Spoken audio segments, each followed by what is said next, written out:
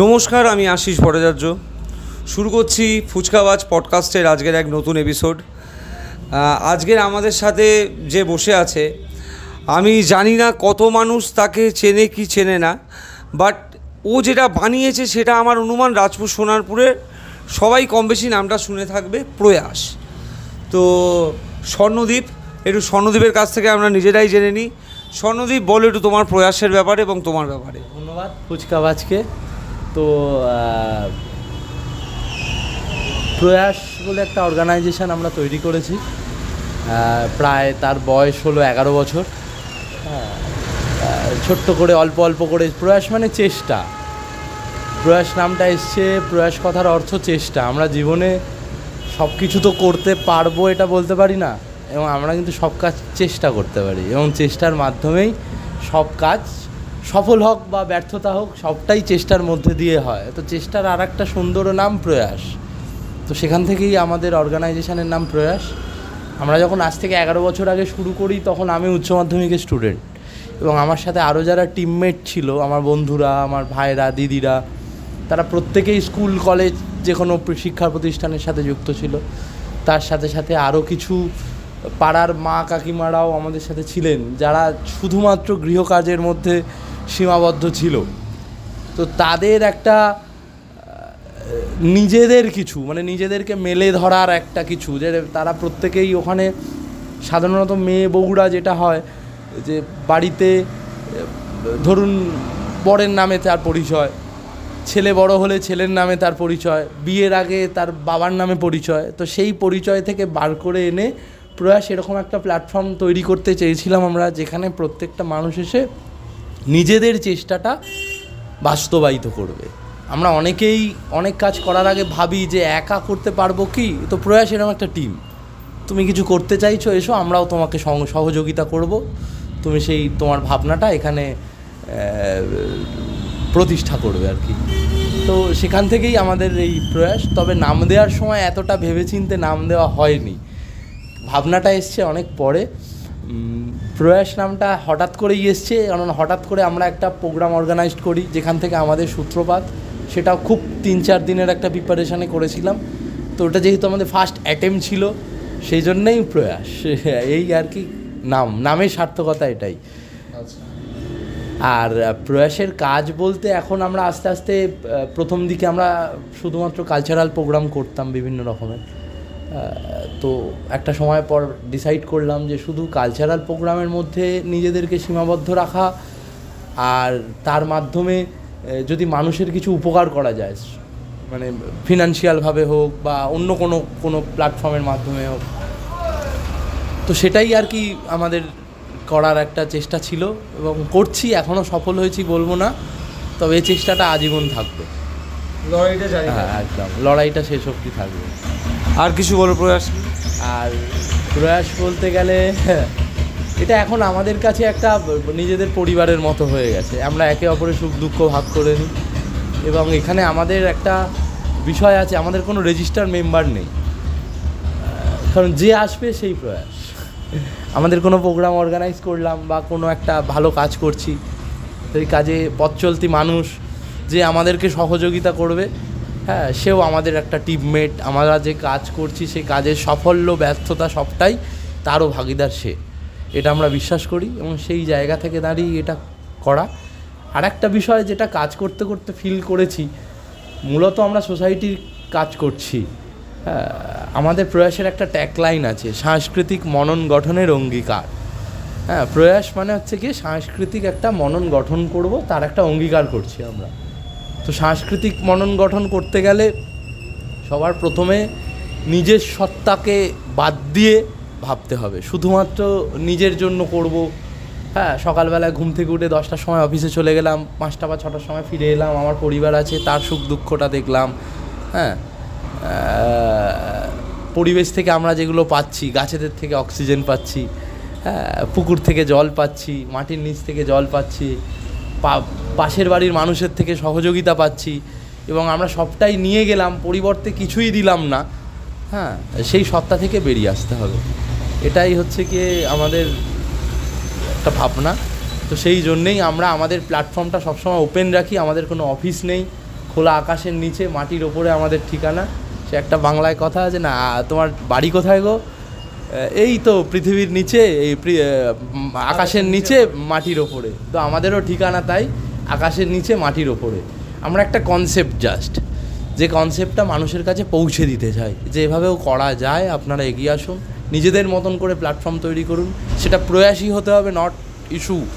সেটা যে কোনো কিছু হতে পারে আপনার, তবে করুন, প্রয়োজন আছে ভীষণ। একা একা বাঁচা যায় না।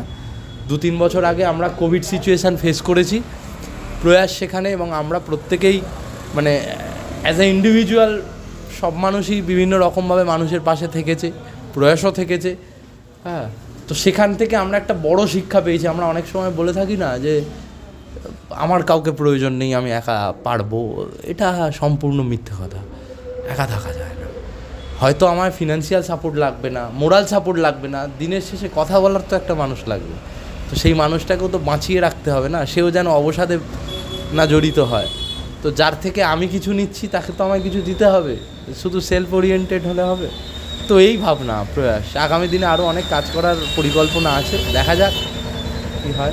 আমি স্বর্ণদীপকে যতদূর চিনি, স্বর্ণদীপের বয়স খুব বেশি নয়, আমাদের চেয়ে হয়তো জুনিয়রই হবে। এবং স্বর্ণদীপ যে বিশাল খুব পয়সাওয়ালা ঘরের ছেলে সেরকমও নয়, তো অভাবী ছেলে আমি যতদূর জানি। তো সেই এরকম একটা ঘরের ছেলে হয়ে মাত্র, এবং আমি তোমার সাথে যখন আমার আগে কথা হচ্ছিল, ক্লাস 12-এ তোমাদের এই ভাবনাটা তো হঠাৎ করে আসেনি, নিশ্চয়ই কিছু দেখেছো বা কিছু মনে হয়েছে, বা হতে পারে through out life thought process change হয়েছে। এই ভাবনার সূত্রপাত কোথায় যদি মনে থাকে, আর কজন মিলে শুরু করেছিলে? একাই শুরু করেছিলে না কিছু লোক, তুমি বললে বেশ কিছু লোকজন ছিল, বাট মেন মানে থাকলেও তো মেন কয়েকজন থাকে যাদের মেন উদ্যোক্তা হতে হয়। মানে আমি প্রয়াস বলতে যেমন তোমাকেই চিনি, তো সেইগুলো একটু বলো। আর মানে তুমি, আমি জানি যে তোমার ওখানে অনেক বাচ্চা কাচ্চা থাকে, তো কজন বাচ্চা কাচ্চা থাকে, কজন নিয়ে শুরু করেছিলে, একটু ডিটেলে বলো, মানুষকে জানাও একটু। 2014 সাল, তখন আমরা উচ্চ মাধ্যমিক দেব। হ্যাঁ, তো ঠিক সেই সময় আমরা থাকি মূলত বিপত্তারিণী চণ্ডীবাড়ি, রাজপুর, সেখানে।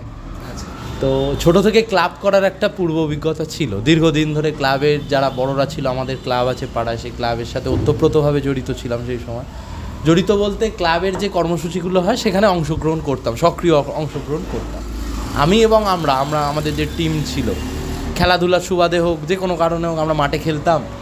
তো মাঠে খেললে ক্লাবের কিছু নর্মস থাকে, শুধু মাঠে তো খেলা যাবে না, তার সাথে ক্লাবেরও কালচারাল প্রোগ্রাম বা সোশ্যাল প্রোগ্রামে বা যে কোনো প্রোগ্রামে অংশগ্রহণ করতে হবে। তো সেগুলো দীর্ঘদিন ধরে করতাম। তো করতে করতে একটা পথ পেয়েছিলাম, যেটা মনে হয়েছিল যে এটা ভালো লাগা একটা তৈরি হয়েছে, যেখানে ক্লাবের কোনো পদ না, ক্লাবের পদ নয়, করতে করতে একটা ভালো লাগা তৈরি হয়েছিল।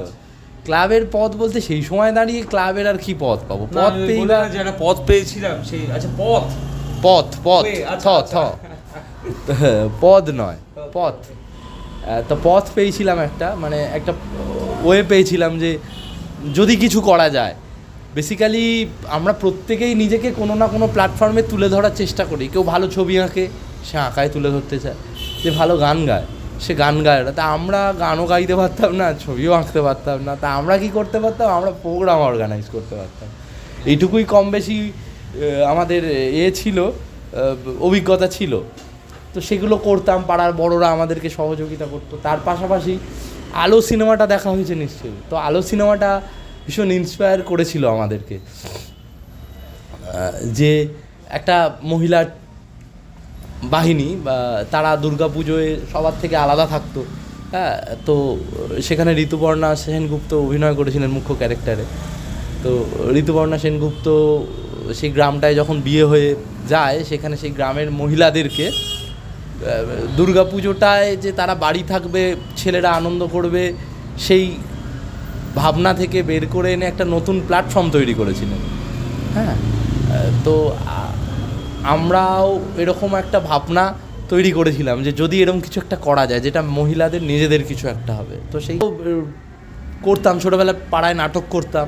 তো আস্তে আস্তে যখন বড় হচ্ছি যেন আমাদের মনে হচ্ছে আমাদের জীবন থেকে এগুলো চলে যাচ্ছে। তো আরেকবার, তখনও তো আমরা স্কুল স্টুডেন্ট, তো আমাদের পাড়ার বাচ্চাদেরকে নিয়ে, কচি কাচাদের নিয়ে একটা নাটক করলাম। পাড়া শহর ভালো লাগলো, আমাদেরও নেশা জাগলো। কারণ এতদিন আমরা শুধুমাত্র মঞ্চ পেয়েছিলাম যেখানে গিয়ে নাটক করেছি বা কোনো অনুষ্ঠান করেছি। এইবারের থটটা হলো একদম পুরোপুরি আলাদা, যে মঞ্চটা আমরা নিজেরা তৈরি করলাম, যে মঞ্চটার অনুষ্ঠানটাও আমরা করলাম এবং সেখানে অনেক মানুষের প্রশংসা পেলাম, যে প্রশংসাটা আমাদের কাজ করতে একটুখানি বাড়তি উদ্যোগ বা বাড়তি উদ্যম দিল, তৈরি করলো। তো সেই উদ্যম থেকে আমরা আবার নেক্সট প্রোগ্রাম করি। এরমভাবে পর পর পর পর প্রোগ্রাম করতে করতে আমরা একটা সময় রাখি পূর্ণিমা আমরা করতাম, উদযাপন করতাম। ওই দিনটা আমরা প্রতি বছর সকালবেলায় প্রত্যেককে রাখি পরাতাম, পরানোর শেষে আমরা গাছ লাগাতাম। গাছ লাগিয়ে বিকেলবেলায় সোনারপুর স্টেশন বা শিয়ালদা স্টেশন, মানে এই ধরনের রাখির দিনকে আমরা স্টেশনে যেতাম, গিয়ে আমরা আমাদের প্রত্যেকের কিছু কিছু করে কন্ট্রিবিউট করতাম। সেই কন্ট্রিবিউশন থেকে ওদের জন্য কিছু খাবার তৈরি করে নিতাম। ইন্ডিয়ান বেগার যারা ওখানে স্টেশনে থাকতো তাদের প্রত্যেককে দিতাম। তো এখান থেকে ভাবনাটা আস্তে আস্তে তৈরি হয়। এরকম মূলত পড়ানোর বিষয়টা আসে, আমরা স্টেশনে যাওয়া আসা, সোনারপুর স্টেশনে তো আমরা সবাই যাই। তো ওখানে একটি মেয়ের সাথে আমার আলাপ হয়, বাচ্চা মেয়ে, আমার বা আমাদের সবার, সানা নাম। তো মেয়েটা সাথে মানে ওই রোজ যেতাম, আমাদের কাছে কিছু চাইতো, দিতাম। তো এবার দিতে দিতে এবার ওদের সাথে বন্ধুত্ব তৈরি হয়। তো একদিন বলা আর কি, তুই পড়াশুনো করবি? হ্যাঁ। তারপর থেকে দেখতাম ও আমাদের থেকে একটু এড়িয়ে এড়িয়ে থাকতো, দূরে দূরে, দেখলেই পালায়। হ্যাঁ। তো একদিন ওকে আমরা ধরলাম, ধরে বললাম যে চ পড়াশুনো কর, আমরা শেখাবো। তো খাতা পেন দিলাম ওকে, ও দেখি নিজের মতো করে যা খুশি তাই লিখছে। তো মাথার মধ্যে এলো যদি আমরা একটা এরকম ওদেরকে পড়াতে পারি। এবার ভিক্ষা তো সবাই দেয়, আমরা যদি শিক্ষা দিই, যে শিক্ষাটা ওরা আগামী দিনে নিজেরা স্বাবলম্বী হতে পারে। তো 2019 সাল থেকে সেই পাঠশালার ভাবনা শুরু, যেটা টিল নাও আজকে 2025, আমরা এখনও পর্যন্ত সেই পাঠশালাটা কন্টিনিউ করছি। সোনারপুর স্টেশনেই খুব অগোছালোর মধ্যে একটা খোলা, মানে একদম মাটির ওপরে খোলা আকাশের নিচে বট গাছের ছায়া আমাদের পাঠশালা প্রত্যেক দিন বিকেলবেলায় 5:30টার সময় বসে। সেই পাঠশালায় আমরা রোজ পঠন পাঠন করাই বাচ্চাদের। এখন স্টুডেন্ট সংখ্যা প্রায় 40টা। অনেকেই কিন্তু এই সংখ্যাটা শুনে, 40 সংখ্যাটা শুনে খুব ভাবে খুব ভালো হয়েছে, অনেক বড় হচ্ছে পাঠশালা। কিন্তু সত্যি কথা বলতে গেলে এই সংখ্যাটা আমাদেরকে কিন্তু খুব বেদনা দেয়, কারণ আমরা চাই এই সংখ্যাটা যেন খুব তাড়াতাড়ি শূন্য এসে দাঁড়ায়। এবং আমরা কিন্তু প্রথমত ওই যে প্লেসে আমরা পড়াই ওটা পড়ানোর পরিবেশ নয়। দ্বিতীয়ত আমরা ওখানে পড়াতে যাচ্ছি কেন? আমরা পড়াতে যাচ্ছি ওই বাচ্চাগুলো ওখানে দিনের পর দিন ঘুরে ঘুরে বেড়ায়, ওদের দেখার কেউ নেই। হ্যাঁ, দেখার কেউ নেই বলতে রাস্তা দিয়ে পথ চলতি মানুষ প্রত্যেকেই হয়তো ওদেরকে সারাদিনে সহযোগিতা করে, কিন্তু এই ভিক্ষা করে কি জীবন চলবে? সেখান থেকে দাঁড়িয়ে যদি ওরা একটু পড়াশুনো করে, অন্তত স্কুল পাস করুক বা না করুক, পড়াশুনো করে যেন বোধটা তৈরি হয়, সমাজে ঠিক আর ভুলের বিচারটা যেন ওদের মধ্যে তৈরি হয়। হ্যাঁ, যাতে ওদেরকে কেউ ঠকাতে না পারে, যেন কেউ ভুলভাবে ওদেরকে প্রলোভন দিয়ে কোনো বাজে কাজ না করিয়ে নিতে পারে। হ্যাঁ, তো সেই কারণেই, সেই ভাবনা থেকেই আর কি পড়ানো শুরু, সেটা চলছে। এখন বাচ্চাগুলো পড়ছে, প্রত্যেককেই আমরা চেষ্টা করছি স্কুলে ভর্তি করেছি অনেককে। সানা বলে যে মেয়েটির কথা আমি শুরু করলাম, সে মেয়েটি এখন একটি হোমে আছে, ওখানেও পড়াশুনো করছে। হ্যাঁ, লকডাউনে আমাদের সোনারপুর থানা, বারুইপুর থানা, জিআরপির সহযোগিতায় ও হোমে, মানে ওনারাই দায়িত্ব নিয়ে ওকে হোমে পাঠিয়েছে। হোমেও পড়াশুনো করে, আমরা রেগুলার যোগাযোগ রাখি ওর সাথে। হ্যাঁ, ওখানে পড়াশুনো করছে। মেয়েটির মধ্যে বিরাট পরিবর্তন এসছে আগের থেকে, পড়াশোনার প্রতি ডেডিকেটেড হয়েছে। হ্যাঁ, বলতে পারবো না এই পাঠশালাটা থেকে আগামী দিনে ডাক্তার, ইঞ্জিনিয়ার বা প্রত্যেকেই মাধ্যমিক দেবে, প্রত্যেকেই উচ্চ মাধ্যমিক, এই কথাটা আমি বুক ঠুকে বলতে পারবো না। চেষ্টা করব করার, কিন্তু মানে হতেও তো পারে, কে না জানে। কিন্তু একটা জিনিস করতে পারি যে অন্তত এদের মধ্যে এরকম মানসিকতা আমরা তৈরি করতে পারি, কারণ এরা তো স্টেশন সংলগ্ন এরিয়ায় বড় হবে, আগামী দিনে এরা যখন বড় হবে তখন এদের চোখের সামনে যখন এদের মতো বয়সী যে বাচ্চাগুলো এখন ভিক্ষে করছে, এরা যেন দেখে তাদেরকে একটা সঠিক পথ দেখাতে পারে। হ্যাঁ, তবেই এই কাজের সার্থকতা। অর্গানাইজেশনকে বাড়িয়ে বিরাট বড় প্ল্যাটফর্ম তৈরি করে, বিরাট এনজিও বানিয়ে, হ্যাঁ, যত না বেশি লাভ হবে তার থেকে বেশি লাভবান হবে পরিবেশ বা আমাদের সমাজ, যদি এই মানুষগুলো মানুষ হয়, মানে এই বাচ্চাগুলো মানুষ হয়। তো সেই উদ্দেশ্যেই আমাদের কাজ। আগামী দিনে এই কাজটাকে আরও বৃহত্তর আকারে নিয়ে যাওয়ার চেষ্টা করব। আপাতত আমাদের ওখানে এখন 15 জন টিচার আছেন যারা রেগুলার পড়াচ্ছে। হ্যাঁ, এদের প্রত্যেককে আমাদের এখানে কিছু এমপ্লয়মেন্ট তৈরি করার চেষ্টা করব এই অর্গানাইজেশনের মাধ্যম থেকে। বিভিন্ন রকম এই বাচ্চাগুলোর পরিবার থেকে শুরু করে যারা পড়াচ্ছে, নিডি ফ্যামিলি রয়েছে, এদের মধ্যে একটা এমপ্লয়মেন্ট তৈরি করার আমরা খুব চেষ্টা করছি। সেটা আমরা খুব তাড়াতাড়ি করে ফেলবো যদি সকলের সহযোগিতা পাই। এর পাশাপাশি 5 বছর কাজ করার যে অভিজ্ঞতা হয়েছে, সেই অভিজ্ঞতা থেকে আমরা বেশ কিছু পথ খুঁজে পেয়েছি, যেটা আমাদের মনে হয়েছে যে স্টেশনে যে বাচ্চাগুলো ভিক্ষে করছে এদেরকে আমরা অনায়াসে বাড়ি পাঠিয়ে আর 5টা সাধারণ যে বাচ্চার পরিবারের যে জীবনযাপন হয় সেটা আমরা ওদেরকে দিতে পারি। বাড়ি মানে কি ওদের নিজের বাড়ি বলছো? নিজের বাড়ি মানে সে ভাড়া বাড়ি হোক, মানে বলার বিষয় হচ্ছে ঘরে পাঠিয়ে বাড়ি মানে আমার বাড়ি, নিজের ঘর, যেখানে আমি অবাধে চলাফেরা করতে পারবো, যেখানে আমাকে শুলে রাত্রিবেলায় জিআরপি বা আরপিএফ এসে স্টেশনে জল ঢেলে দেবে না, হ্যাঁ, যেখানে আমাকে লাঠি দিয়ে মেরে তাড়িয়ে দেবে না, যে ঘরটায় আমি রাত্রিবেলায় শান্তির ঘুম ঘুমোতে পারবো, এরকম একটা ঘর হবে। সেটা রেন্টে হতে পারে, সেটা আমরা অর্গানাইজেশন থেকে কোনো বাড়ি বানালাম সেটা হতে পারে, সেটা সবটাই ডিপেন্ড করছে। কিন্তু উদ্দেশ্য ওদেরকে একটা চৌকো ঘরের মধ্যে পাঠানো, এবং সেখান থেকে ওরা রেগুলার তাদের একটা ডিউটি থাকবে। ঘুম থেকে উঠলাম, আমি স্কুলে যাব, স্কুলের পর আমি খেলবো, পড়াশুনো করবো, ঠিক আছে। যেমন আমার তোমার যেমন শৈশব কেটেছে, ওদেরও যেন সেই শৈশবগুলো সেইভাবেই কাটে।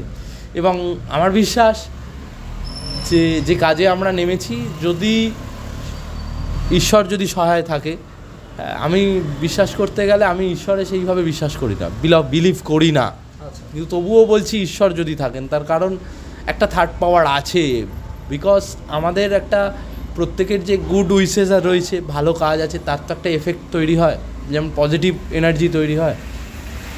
আমরা যত ভালো কাজ করি আমাদের মানসিক যে শান্তি তৈরি হয়, এবং সেই শান্তি থেকে কিন্তু পরের কাজটা আমরা খুব সাফল্যের সাথে করতে পারি। ঘুম থেকে যেমন সকালবেলায় উঠলে দিনটা অনেক বড় মনে হয়, ঠিক সেরকমই ভালো কাজ করলে একটা মেন্টাল পিস তৈরি হয়, যে মেন্টাল পিস তোমাকে যে কোনো কাজে সাফল্য এনে দিতে পারে বা কনফিডেন্স তৈরি করতে পারে। তো এই কাজটা আমাদেরকে সেই মেন্টাল পিসটা দিচ্ছে এবং দেবে আগামী দিনে। তো সেখান থেকে দাঁড়িয়ে এই বাচ্চাগুলোকে নিয়ে যে ভাবনাটা ভেবেছি, সেটা যদি ঈশ্বর সহায় হয়, তবে আজকে শুধু সোনারপুর স্টেশন নিয়ে পড়েছি, আগামী দিনে পুরো জেলা, রাজ্য, একদিন দেশের হয়তো সব বাচ্চাদেরকে আমরা স্টেশনে পাঠাতে পারবো। জানি আমার একার দ্বারা সম্ভব হবে না, বা আমাদের প্রয়াসের একার দ্বারা হবে না, কিন্তু এই ভাবনা দিকে দিকে নিশ্চয়ই ছড়াবে, সবাই ইন্সপায়ার হবে। হ্যাঁ, আরও সবাই কাজ করবে, নতুন নতুন অনেক ছেলেমেয়ে আমাদের সাথে প্রতিনিয়ত যুক্ত হয়, এবং বলতে খুব ভালো লাগছে, একটা দিন যখন শুরু করেছিলাম আমরা 2-3 জন ছিলাম। হ্যাঁ, আজকের দিনে দাঁড়িয়ে সেই 2-3 জনের থেকে আমরা এখন অনেক 2 সংখ্যা থেকে 3 সংখ্যায় পৌঁছেছি, 4 সংখ্যায় পৌঁছবো। প্রত্যক্ষ পরোক্ষভাবে প্রচুর মানুষ আমাদের সহযোগিতা করে। হ্যাঁ, কেউ ওদেরকে টিফিন দেয়, কেউ স্কুলের ব্যাগ দেয়, কেউ বই খাতা দেয়, কেউ আমরা পড়াচ্ছি একটা বাচ্চাকে হাতে ধরে দিয়ে যায়। হ্যাঁ, কেউ পড়ানোর জায়গায় শান্তি বজায় রাখার জন্য, হ্যাঁ, পাশের মানুষটাকে বলে তুই চুপ কর। তো সকলেই ইন্সপায়ার হচ্ছে, সকলেই যুক্ত হচ্ছে।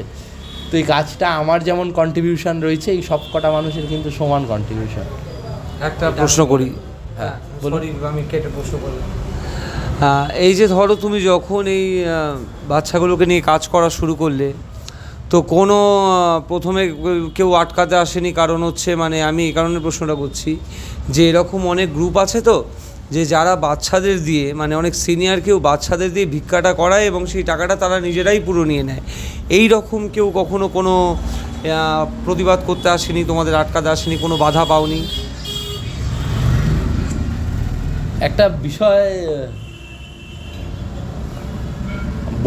বলছি, আগেও বলেছি, এখনও বলছি, বাধাটা কিন্তু আমরা মূলত পেয়েছিলাম প্রথম দিকে স্টেশনের যারা অধিকর্তা মানে সরকারি অধিকর্তা যারা, তাদের থেকে। আমরা পড়াতাম, জল ঢেলে দিত, বসতে দিত না, বহুবার আরপিএফ আমাদেরকে তুলে নিয়ে চলে গেছিল। আমি এবং আমার সহচরী যারা ছিল, আমার সহকর্মী যারা, তাদেরকে তুলে নিয়ে চলে গিয়েছিল, বিভিন্ন রকম হুমকি পর্যন্ত তারা দিয়েছিল যে এসব করছো তোমরা, মানে মহিলাদেরকে বলেছিল তোমরা এসব করছো, তোমাদের তো জীবনহানি হতে পারে।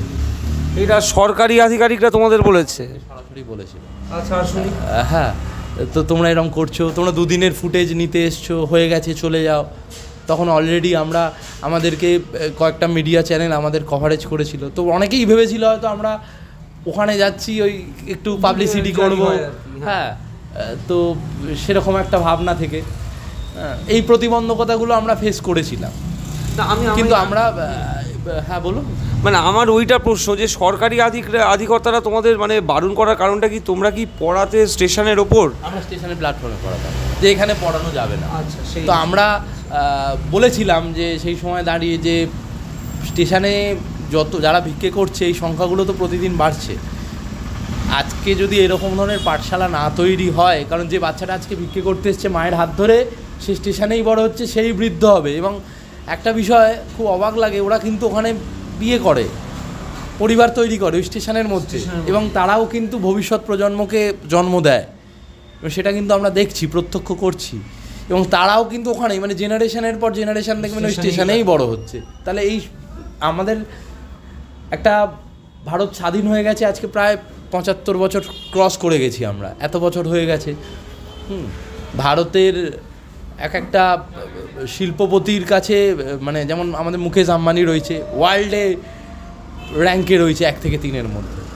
ভারতবর্ষ ক্যাপিটালের দিক থেকে ভারত সরকার দাবি করছে যে প্রায় 3 নম্বরে রয়েছে তারা জিডিপির দিক থেকে। তো সেখান থেকে দাঁড়িয়ে আমাদের প্রতিনিয়ত সমাজের একদম গ্রাউন্ড স্তরে হ্যাঁ কত মানুষ যে কর্মহীন, অর্থহীন হয়ে পড়ে রয়েছে, এবং তারা হয় চুরি ছিনতাই করছে, নইলে ভিক্ষা করছে, নইলে ওর অপেক্ষায় থাকছে, দুষ্টু মানুষরা ওদেরকে দিয়ে ভুল কাজ করাচ্ছে। তো এরা নিজেরা বেড়ে উঠতে পারছে না এবং অন্যকে বেড়ে উঠতে বাধা দিচ্ছে। তার কারণ বাধা দিচ্ছে এই কারণেই বলছি, এরা তো সেই আমরা একটা কথা বলি না, একটা আলু মানে যদি পচা থাকে 10টা, মানে 1 বস্তা আলুর মধ্যে গিয়ে জমলে সে সব কটা আলুকেই সে পচিয়ে দেয়।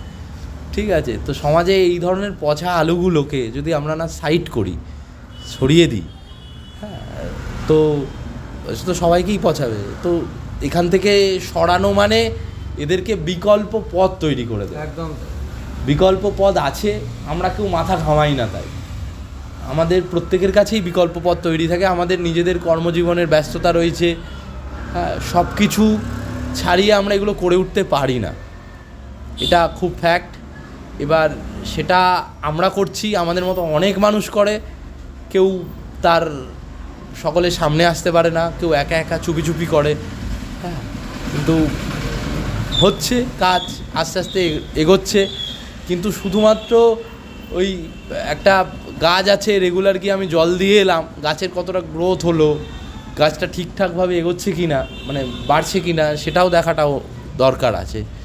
কিন্তু আমার মনে হয় শিক্ষাটাই একমাত্র পথ, যেটা আমাদের যে চাহিদাটা, আমরা যেটা চাই, আমরা তো যেমন ধরো আজকের দিনে দাঁড়িয়ে, আমি পলিটিক্যাল একটা কথা বলে ফেলছি, আজকের দিনে দাঁড়িয়ে ভারতবর্ষে যে সরকার রয়েছে, হ্যাঁ, সে সরকার বলছে যে রামরাজ্য প্রতিষ্ঠা করবে। তো রামরাজ্য আমরা রামায়ণ পড়ে যতটুকু জেনেছি, সেই সময়কার যে মানুষের জীবনযাপন ছিল, সেই সময় প্রত্যেকটা মানুষ সুখী ছিল।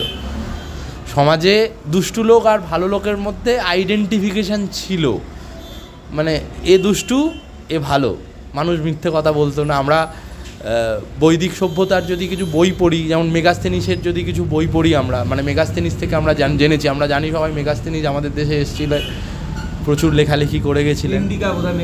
ইন্ডিকা, আমরা ইন্ডিকা বই থেকে জেনেছি যে ভারতবর্ষের মানুষ সেই সময় দাঁড়িয়ে মিথ্যে কথা বলতো না, ঠিক আছে। তো রামরাজ্য যারা চাইছে, তো সেই রামরাজ্য তখনই তৈরি হবে যখন মানুষ সঠিক শিক্ষা পাবে, একদম সেই শিক্ষাটা প্রতিষ্ঠা যখন হবে, সেই শিক্ষা একে অপরকে ভালোবাসতে শ্রদ্ধা করতে শেখাবে, যেখানে অর্থের কোনো লোভ থাকবে না, ক্ষমতার কোনো লোভ থাকবে না, কোনো বিভাজন থাকবে না, ধর্মবর্ণের কোনো ভাগাভাগি থাকবে না, তবেই রামরাজ্য হবে। আর সেই সুন্দর সমাজ, কমিউনিস্টরা বলে সাম্যবাদ, প্রত্যেকেরই ভাবনা তো একই, কাজের মাধ্যম বা প্রক্রিয়া আলাদা। তো আমরা যারা সমাজের কাজ করি, আমরা নিজেদেরকে, আমি মনে করি আমরা যারা সমাজের কাজ করি আমরা সোশ্যালিস্ট, হ্যাঁ, সমাজকর্মী, সমাজের জন্য কাজ করি। আমরাও চাই এরকম একটা সমাজ তৈরি হোক যেখানে মানুষের মধ্যে ভেদাভেদ হবে না, আমাদের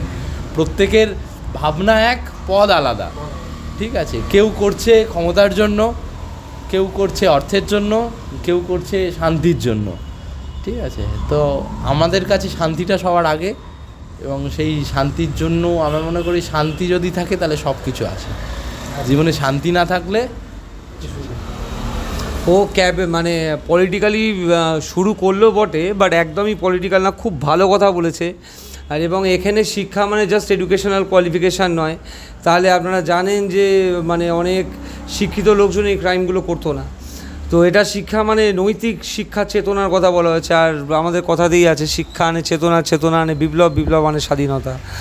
তো এই জিনিস আসা উচিত প্রত্যেকটা মানুষের মধ্যে, আমার অনুমান।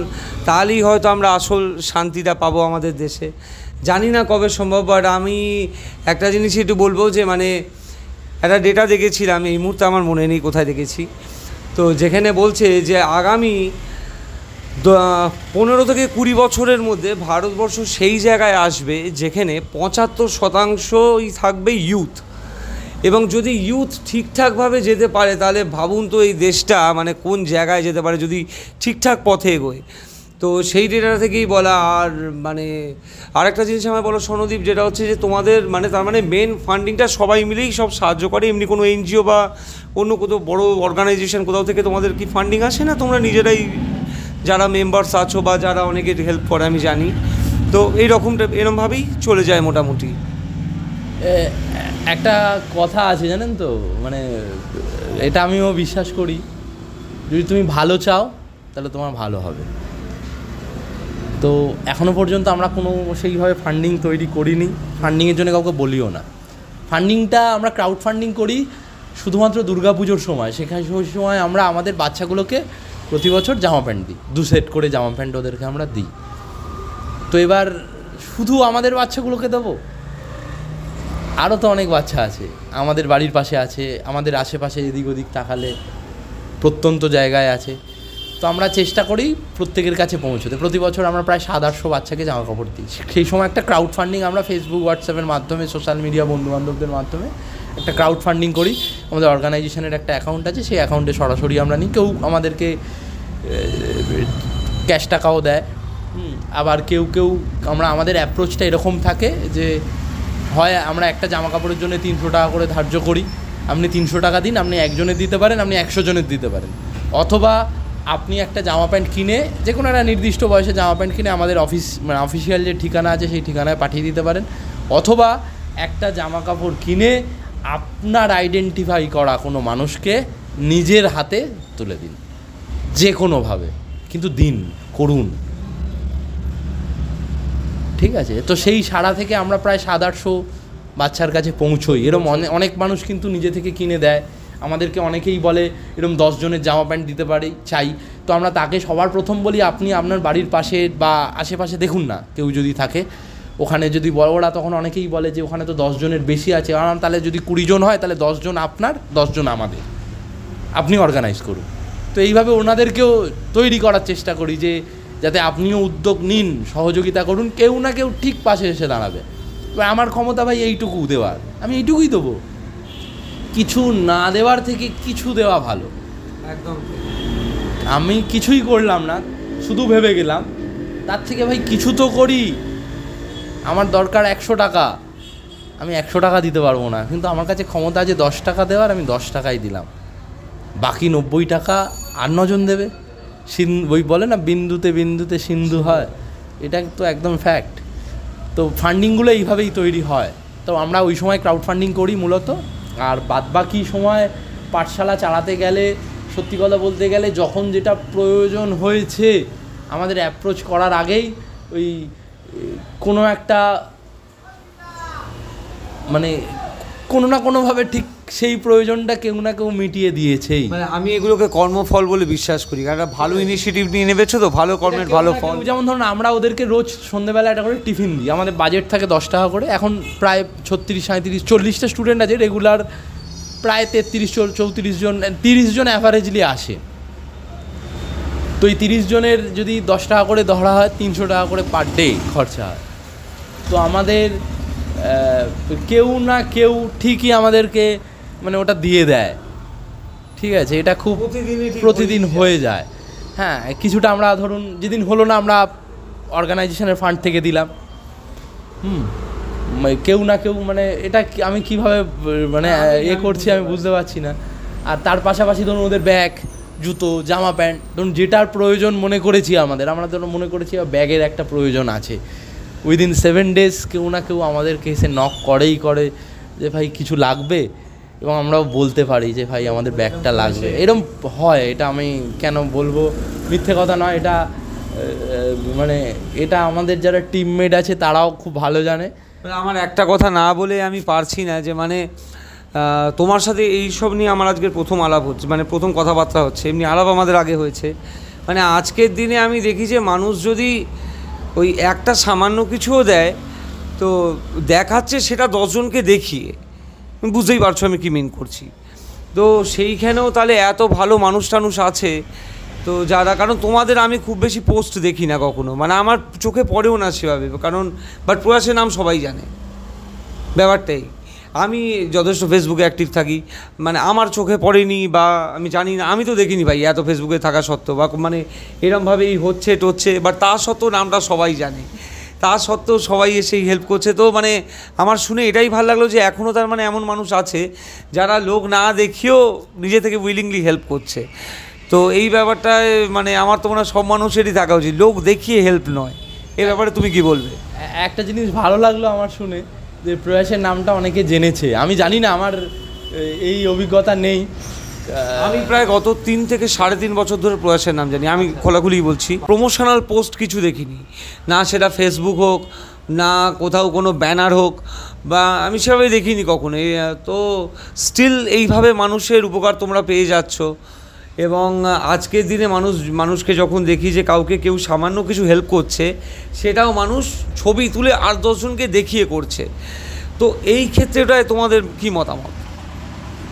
সেটা তাদের ব্যক্তিগত মতামত, তারা কি দৃষ্টিভঙ্গি দিয়ে করছে তারা জানে। আর প্রমোশনাল আমার মনে হয় ছবি তুলে পোস্ট করাটারও প্রয়োজন আছে। দেখুন, আমিত্বকে বাদ দিয়ে আমি করেছি, আমার জন্যে হয়েছে, আমি না থাকলে হতো না। এই আমিত্ব, অহংবোধকে বাদ দিয়ে যদি কেউ কাউকে নিজের কাজকে জানাতে চায়, সেটা সোশ্যাল মিডিয়ার দরুন হোক, সেটা মৌখিক হোক, সেটা যে কোনো মাধ্যমেই হোক না কেন, সেটা অন্যায় নয়। সেটা যদি ইন্সপায়ার করানোর জন্যে হয়, এবং একটা কথা বুঝতে হবে, শো অফ কী করে ইন্সপায়ার করা হয়। দেখুন, সেই শো অফটা আমি কি দৃষ্টিভঙ্গি দিয়ে দেখছি। এখন রাস্তা দিয়ে হেঁটে যাচ্ছি, একটা 500 টাকার নোট পড়ে রয়েছে, আমি দেখতে পেলাম। আর 500 টাকা আমার পকেটে, আমিও আজকে বাজারে করতে গেলাম, আমার দেখলাম ওই 500 টাকাটাই কম রয়েছে, মানে হলে খুব ভালো হয়। তো প্রথম থট বলবে 500 টাকাটা আমি নিই এবং আমি আমার চাহিদাটা পূরণ করি। সাইকোলজিক্যালি তাই হয় আমাদের। তারপর টাকাটা তোলার পর একবার হলেও মনটা মনে হয় যে যার টাকা, একবার জিজ্ঞাসা করি কার, খোঁজার চেষ্টা করি, পেয়ে গেলে দিয়ে দিই, তাই তো? হ্যাঁ। এখন বিষয়টা হচ্ছে, ওই টাকাটা দেখার পর আমাদের এক একজনের সোচ এক এক রকমেরভাবে কাজ করে। কারণ মনে হয় এই অসহায় মানুষের টাকাটা পড়ে গেছে রে, তাকে ফেরত দিতে হবে। কারণ মনে হয় এই আমার 500 টাকাটাই এটা। কারণ মনে হয় এই টাকাটা আমি পেয়েছি মানে ভগবান আমাকে দিয়েছে, এটা আমারই। এটা আমি এক্ষুনি দেখলাম কারোর পকেট থেকে পড়েছে, আমি বলবো না ওটা আমারই। কারণ মনে হয় যে দিয়েছে যখন এটা লটারির মতো, এটা আমি নিয়ে নাও। তো সোচ, প্রত্যেকটা মানুষের থিঙ্কিং এক এক রকম, কে কীভাবে ভাবছে। এই আমি শো আপ করছি, আমি আমার কাজটা তুলে ধরলাম, কেউ মনে করছে শো আপ, মনে করতে পারে। তোমারটা কি করে সব? তুমি তো কখনো কিছু মানে প্রমোশন, তাদের কথা বলছি যারা দেখছে, যে তুমি এই যে বললে না যে অনেকেই একটা 10 টাকার কিছু দিয়ে শো আপ করছে, এখন দেখার ওপর সব কিছু ডিপেন্ড করে। আমি কিভাবে দেখছি, আমি ওটা শো আপ দেখছি না ও করছে সেই তার ভালো মানসিকতাটা দেখছি, সবটাই আমার দেখার ওপর ডিপেন্ড করবে, এটা আমার বিশ্বাস। আর শো আপ টো আপ অত বিষয় আমি বুঝি না, আমার মনে হয় পলিটিক্যাল লোকেদের থেকে বেশি শো আপ কেউ করে না।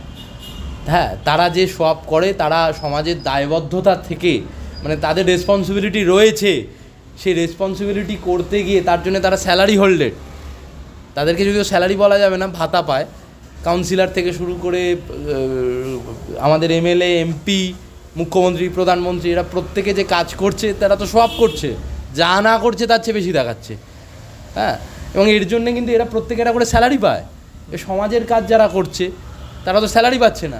পলিটিক্সে নয় শো অফ করতে হবে, কিন্তু সাধারণ মানুষ একটা লোককে হেল্প করছে বলে তার জন্য শো অফ করতে হবে, এইটা আমি একদম তোমার সাথে একমত হতে পারছি না ভাই।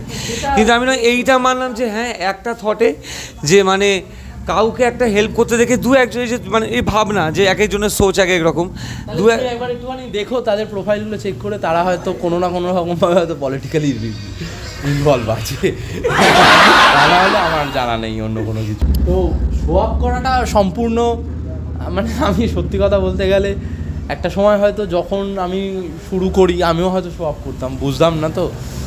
অনেক মানুষ বলতো ভালো হচ্ছে ভালো হচ্ছে, এটা দেখাতে ভালো লাগবে, তো সেটা এখন অভ্যাসে দাঁড়িয়ে গেছে লোকের প্রশংসা করানো। আমি একটা জিনিস খুব বিশ্বাস করি, আমি সবার কাছে ভালো হতে পারবো না, কিন্তু নিজের কর্মের দ্বারা কারোর কাছে খারাপ হব না,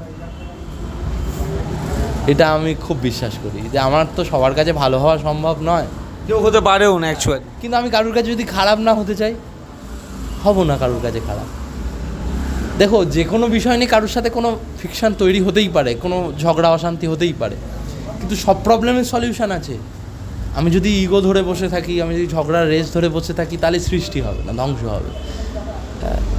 কারণ আমাদের শরীরে যদি কোনো ঘা তৈরি হয়, তো আমরা তো সেই ঘাটা নিয়ে দীর্ঘদিন এগোবো না, সেই ঘাটাকে আমায় সারাতে হবে, সুস্থ করতে হবে, সেই যন্ত্রণাটাকে আমায় মেটাতে হবে। তো এটা আমি বিশ্বাস করি। তো সেই জায়গা থেকে একটা সময় দাঁড়িয়ে আমিও হয়তো শো আপ করতাম, আমি জানি না।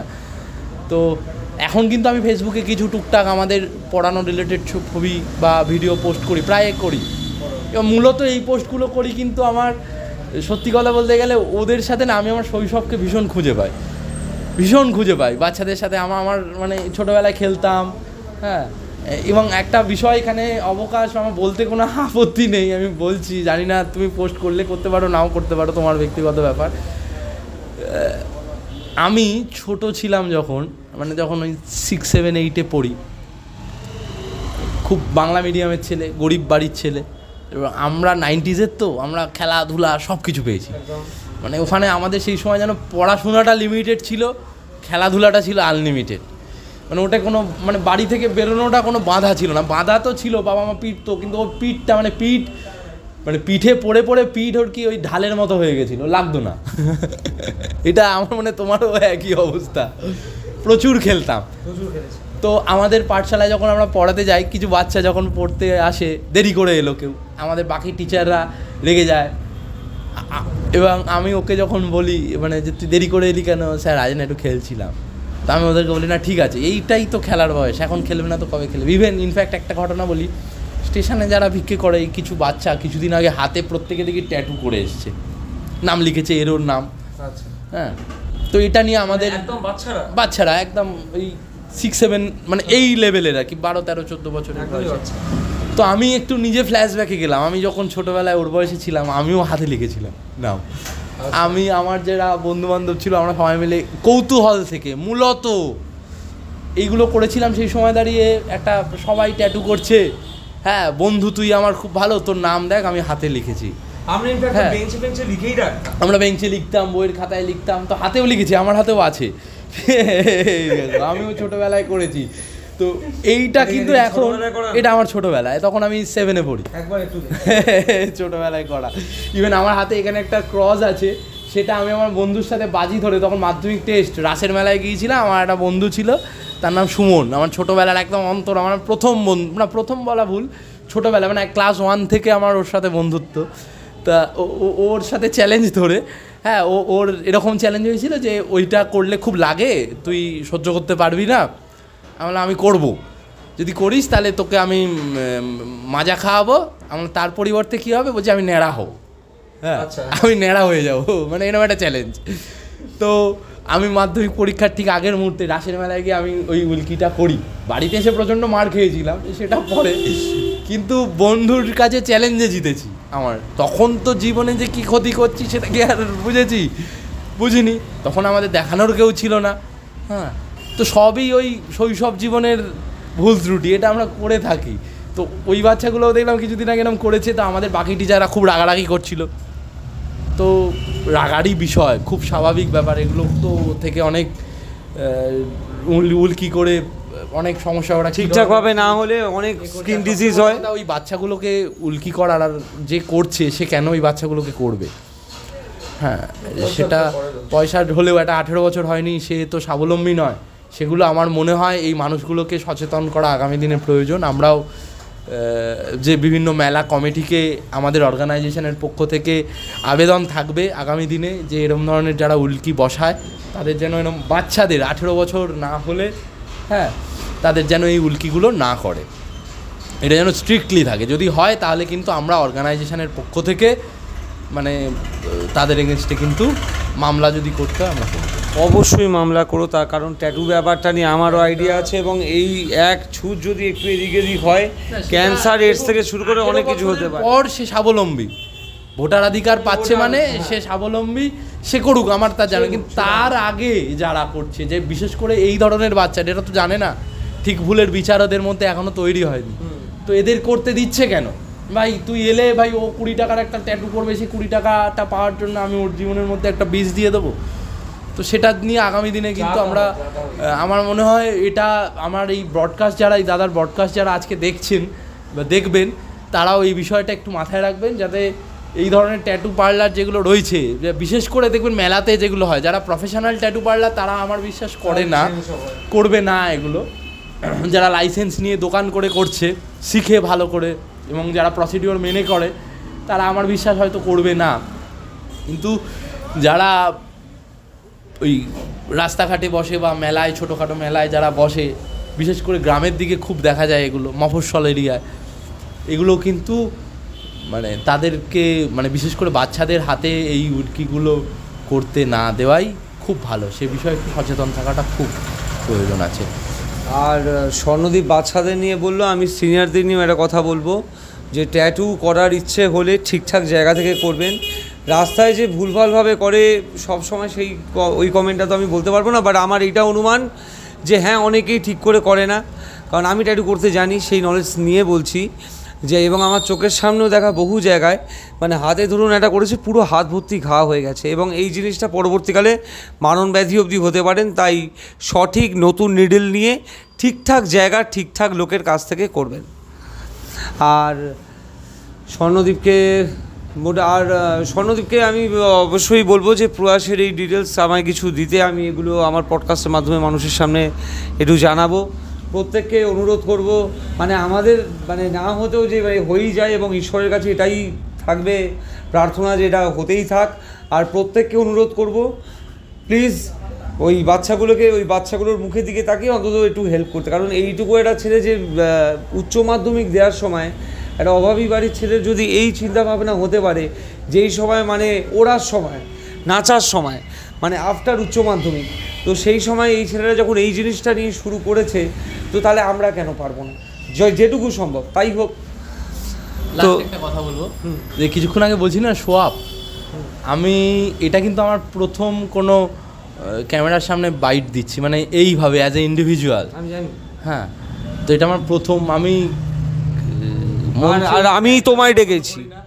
আমি মঞ্চে উঠতে পছন্দ করি না, আমার মানে ওটা খুব সমস্যা হয়, মানে আমি মঞ্চে উঠবো মানে আমি পারফর্ম করবো, I am not a guest, হ্যাঁ আমি পারফর্ম করব। এবং আমি যে কাজটা করি এটা আমার পরিবার, আমার পাড়ার লোক, আমার দাদা, আমার আজকে অকপটে বলতে আমার কোনো আপত্তি নেই, আমি ক্লাব যখন করি আমার পাড়ায় একটা আমার দাদা আছে, তার নাম বাবাইদা, প্রসূন দে, যাকে আমি মানে একদম মানে এই যে আজকে আমার যে ভাবনা, আমার যে চিন্তা, যে আর কি আমার মধ্যে এই বীজটা বপন করেছে সে হচ্ছে বাবাইদা, মানে আমাদের প্রসূন দে, আমার দাদা আমার। হ্যাঁ, মানে ওনার থেকেই আমার শেখা এটা। উনি সবসময় আমাকে একটা কথা বলতো যে মানুষ হওয়াটা খুব আগে দরকার, মান আর হুঁশ নিয়ে মানুষ, এটা আমায় সবসময় বলতো। এবং একটা সময় দাদার উদ্যোগে আমাদের ক্লাবে অন্তরঙ্গের বই গাড়ি লাইব্রেরি করেছিল, আমরা সেই সময় তখন খেলাধুলা করতাম, লাইব্রেরির যেদিন ডেট থাকতো না আমরা মাঠে খেলতে আসতাম না, পালাতাম, সেই দিন না কি মাঠে যাওয়া যাবে না, মানে ওইগুলো ভালোই লাগতো না। তো সেই জায়গা থেকে দাদা আমাদের মধ্যে এই মানে শুধু আমার একার নয়, আমাদের এরকম অনেক ছেলেপুলে রয়েছে আমাদের পাড়ায়, বন্ধুবান্ধব, তাদের মধ্যে এই ভাবনাটা তৈরি করেছেন উনি। আগামী দিনে মানে ওনার থেকে পাওয়া এটা আমার, তো ওনার থেকে শিখেছি এগুলো। হ্যাঁ, তো সেখান থেকে দাঁড়িয়ে আমি আমার একটাই জাস্ট আগামী প্রজন্মকে একটাই কথা বলবো যে জীবনে আমরা সবাই সব কিছু পারি না, আমরা আবার চাইলে অনেক কিছু করতে পারি। যে আজকে পড়াশুনো করছে সে চাইলে ডাক্তার হতে পারে পড়াশুনোর মাধ্যমে, সে চাইলে ইঞ্জিনিয়ার হতে পারে, সে একটু ভালো খেললে ফুটবলার হতে পারে। আমি যদি বাঁশি শিখবো মনে করি 1 মাস 6 মাস সময় দিলে আমি বাঁশিটাও বাজাতে পারবো, গিটার শিখতে চাইলে চাইবো, এটা শেখা। কিন্তু ভালো মানুষ এটা অন্তর থেকে আসে, এটা ভগবান দিয়ে পাঠায়, এটা আমাদের নেচার, এটা কিন্তু আমরা সবাই তৈরি করতে পারি না। এই সঙ্গটা কিন্তু তৈরি হয় মূলত ভালো মানুষের সঙ্গ পেলে, ঠিক আছে? তো এখনকার যুব সমাজ দেখি খেলাধুলার বাইরে বেরিয়ে বেশিরভাগই নেশার মধ্যে যুক্ত হয়ে যাচ্ছে। হ্যাঁ, খেলাধুলো মাঠগুলো ফাঁকা থাকে। হ্যাঁ, এটা খুব কষ্ট লাগে যে একটা সময় আমরা মাঠে যদি 4টের পরে পৌঁছতাম তো আজকে মনে হয় আমার টিমে নিল না, কারণ এত প্লেয়ার হয়ে যেত, কাকে বসিয়ে কাকে নেবে। তুমি তো অনেক মানুষের সাথে মেশো, তোমার কি মনে এটা হওয়ার কারণ? এটার মূলত কারণ দেখো, আমরা যদি একটুখানি ক্যালকুলেশন করি, হ্যাঁ, দেখবে ঠিক 90s মানে যারা ধরো 80, 82 এই সময় যারা জন্ম, হ্যাঁ, তাদের বিয়ে করার পর তাদের যে বাচ্চা কাচ্চা আজকে তারা আর কি ওই 15 থেকে 18 বা এই বয়সের মধ্যে রয়েছে, এই সময়টা, বা তারও আগে নিচে 10-12 এই বয়সের। এটা এই 80, 82 যে মানুষগুলো, এরা তো সেই সময় দাঁড়িয়ে প্রপার গাইড পায়নি। 90s যারা আর কি প্রপার গাইড পাইনি আমরা। এটা কীরকম আমার গাইড পাইনি বলছি, আমরা সমাজের মানে ঠিক কীভাবে আমরা বড় হব, হ্যাঁ, কীভাবে বড় হব, মানে সমস্ত দিক অ্যাডভান্স। আজকে যে বাচ্চাগুলো অ্যাডভান্স হচ্ছে, আমরা অতটা অ্যাডভান্স ছিলাম না, কিন্তু আমরা মানসিকভাবে মানে টেকনোলজির সাথে সেই সময় আমরা অতটা পরিচিতি ছিলাম না, তো আমরা সেই দিক থেকে অনেকটা পিছিয়ে ছিলাম। তো সেই সময় তো এগুলো ছিলও না। ছিল না। তাহলে আমরা পিছিয়ে কেন বলছো? মেন ব্যাপারটা হচ্ছে কি, আমরা পিছিয়ে বলার, তাহলে এটা কাটো, দাঁড়াও আমি বলছি, তোমার বক্তব্য হচ্ছে যে আজকের যুগে যে বাচ্চাগুলো আছে তারা হয়তো টেকনোলজিক্যালি অনেক অ্যাডভান্স, যেটা আমরা ওই সময় ছিলাম না। আমি তোমার একটা বাবা মায়েরা মানে সেই সময়কার বাবা মায়েরা মানে এই বাচ্চার বাবা মায়েরা যেহেতু এই টেকনোলজি পায়নি, তারা কোনো রকমভাবে মনে করে যে আমাদের লাইফটা আরও অ্যাডভান্স হতো যদি আমরা এটা পেতাম, আমরা বেশি খেলাধুলায় সময় দিয়েছি। বলো তো, মনে হয়েছে এটা কোনোদিনও? এটা আমার মনে হয় না। আমারও মনে হয় না, আমার স্থির বিশ্বাস। মানে তুমি জুনিয়র হলেও আমরা অলমোস্ট সেম। অনেক মানুষের থেকে আমার মনে হয়, আমি মিশে বুঝেছি তো, তাদের যখন জিজ্ঞাসা করি যে তুমি এরকম তোমার বাচ্চাটাকে কেন শুধু কেরিয়ারিস্ট, মানে আমরা সেই সময় খেলাধুলার জন্য পড়াশোনা করতাম। হ্যাঁ, আজকের দিনে দাঁড়িয়ে একটা খুব প্র্যাকটিক্যাল কথা বলছি, একটা টুর্নামেন্ট করব বাচ্চাদেরকে নিয়ে, ওরা একটু খেলবে, বাচ্চাদের ডিমান্ড রয়েছে দীর্ঘদিন ধরে আমরা একটু খেলবো দাদা, হ্যাঁ তুমি একটা টুর্নামেন্ট করো, আমরা সবাই মিলে রেগুলার আমার বাড়িতে গিয়ে আমার পাড়ার বাচ্চারা বলছে তো আমি একটা টুর্নামেন্ট করবো, সবাইকে যে এক জায়গায় পাবো, মানে কেউ স্যাক্রিফাইস করবে না তার বাবা মায়েরা, একদিন 1 ঘন্টা ওদেরকে পড়া আছে, রবিবার দিন আঁকা আছে, দম ফেলার ওদের সময় নেই, সব কিছু। আমরা একাধারে কী শিখেছিলাম, পড়াশুনো, খুব বেশি হলে ফুটবল, খুব বেশি হলে আঁকা, সবগুলো একসাথে না। এখন একটা বাচ্চা আমি দেখি পড়াশুনো শিখছে, স্কুলে কম্পিউটার শিখছে, স্পোকেন ইংলিশ 7-8 থেকে শিখছে, আচ্ছা, তারপর আঁকা, কবিতা, তবলা, ফুটবল, সপ্তাহে একদিন ফুটবলে নিয়ে যাচ্ছে, একটা ফুটবলের জুতো প্যান্ট কিনে দিয়েছে, সপ্তাহে একদিন ফুটবলে নিয়ে যাচ্ছে, এই সব কটা মেনটেন করছে। এবং বাবা মায়ের মোটিভ কিন্তু এই সব কটাতেই তোকে ফার্স্ট হতে হবে, ঠিক আছে। বাচ্চা হয়তো ফুটবলটা বাদ দিয়ে ক্রিকেটটা খেলতে ভালোবাসে, কিংবা আঁকতে সে চায়ই না, সে চাইছে হয়তো একটুখানি নাচবো বা গাইবো, বা সে অন্যরকম কিছু চাইছে, সেই তার প্ল্যাটফর্ম নেই, জোর করে করা নেই, মানে দম ফেলার জায়গা নেই। কোনো একটা জায়গা থেকে আমার মনে হয়েছে, আমি তোমায় বলছিলাম না শুরুতে, যে আমাদের সময় 90s মানুষ কিছু ক্ষেত্রে দাঁড়িয়ে তারা নিজেদেরকে সাকসেস মনে করছে না, বা আমার অর্থনৈতিক জীবনযাপন অনেকটা কঠিন হয়ে গেছে, কম্পিটিশান অনেক বেড়েছে, তার কারণে আমাদের জীবনে এই শেখাগুলো হয়নি। আমি যদি শিখে যেতাম তাহলে আমরা পারতাম। এই জায়গা থেকে মনে হয় তার বাচ্চাগুলোর ওপরে এত কিছু চাপিয়ে দিচ্ছে। এখনকার একটা বাচ্চার স্কুল ব্যাগ চাগিয়ে দেখবে, একটা স্কুল ব্যাগ, একটা প্রাইভেট স্কুলের স্কুল ব্যাগ একবার একটু চাগিয়ে দেখো, ওইখানে এই তোমার এই লাস্ট কথাতেই সব উত্তর দিয়ে দিলে, প্রাইভেট স্কুল। এবার আসি, আমরা যদি বাংলায় আসি, বাংলায় আমরা যারা আছি আমাদের কতজন আমরা প্রাইভেটে পড়ি। এবার চলে এসো সরকারিতে, 8 অবধি পাস ফেলই নেই, 8 অবধি কিসের পড়াশোনা, মানে আমি একদম তোমায় আমি বলছি সনদীপ, ক্লাস 8 অবধি পাস ফেল নেই, তাদের পড়াশোনার জায়গা নেই, স্টিল মাঠ খালি। আমি ছোটোবেলা থেকেই মাঠে খেলেছি, ক্লাস 8 থেকে আমি এখানে আসি, এই স্কুলে আমি পড়েছি, তুমিও এই স্কুলের স্টুডেন্ট, তুমিও দেখো এই স্কুলে সেই দশা নয়। নট অনলি এই স্কুল, পশ্চিমবঙ্গে যত সরকারি স্কুল আছে কোনো স্কুলের কিন্তু এই সিনারিওটা নেই। তুমি যেটা বললে এটা প্রাইভেট স্কুলের এই সিনারিও, একদম আমি 100% সহমত তোমার সাথে, কিন্তু সরকারি স্কুলে এটা না। তা সত্ত্বেও তাহলে মাঠ ফাঁকা কেন?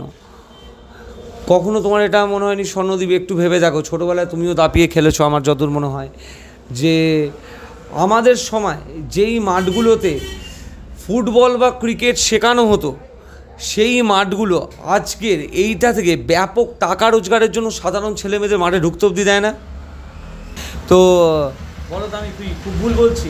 তোমারটাই আমি একদম সহমত, কিন্তু সেটা প্রাইভেটে পাবে, তোমার সরকারি স্কুলে একদম নয়। স্বর্ণদ্বীপ, একটুখানি বিষয়টা বলতে হবে বড় করে।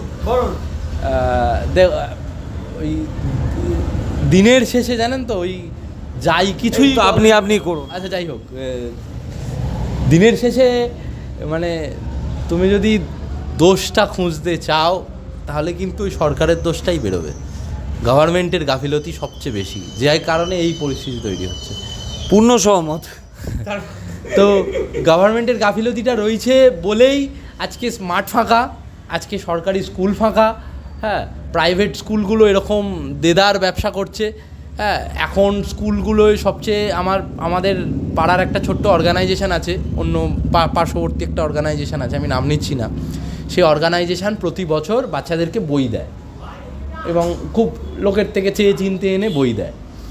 তো এবছর থেকে শুনছি 11-12 সেমিস্টার কলেজে, ওরা কলেজ পর্যন্ত দেয়, গরিব যারা বাচ্চারা পড়াশুনোটা বইয়ের কারণে, পাঠ্য বইয়ের কারণে কেন ছুট হবে, তো সেখান থেকে দাঁড়িয়ে ওরা এই ধরনের বইগুলো ওরা প্রোভাইড করে যাতে ওরা পড়াশুনোটা করতে পারে।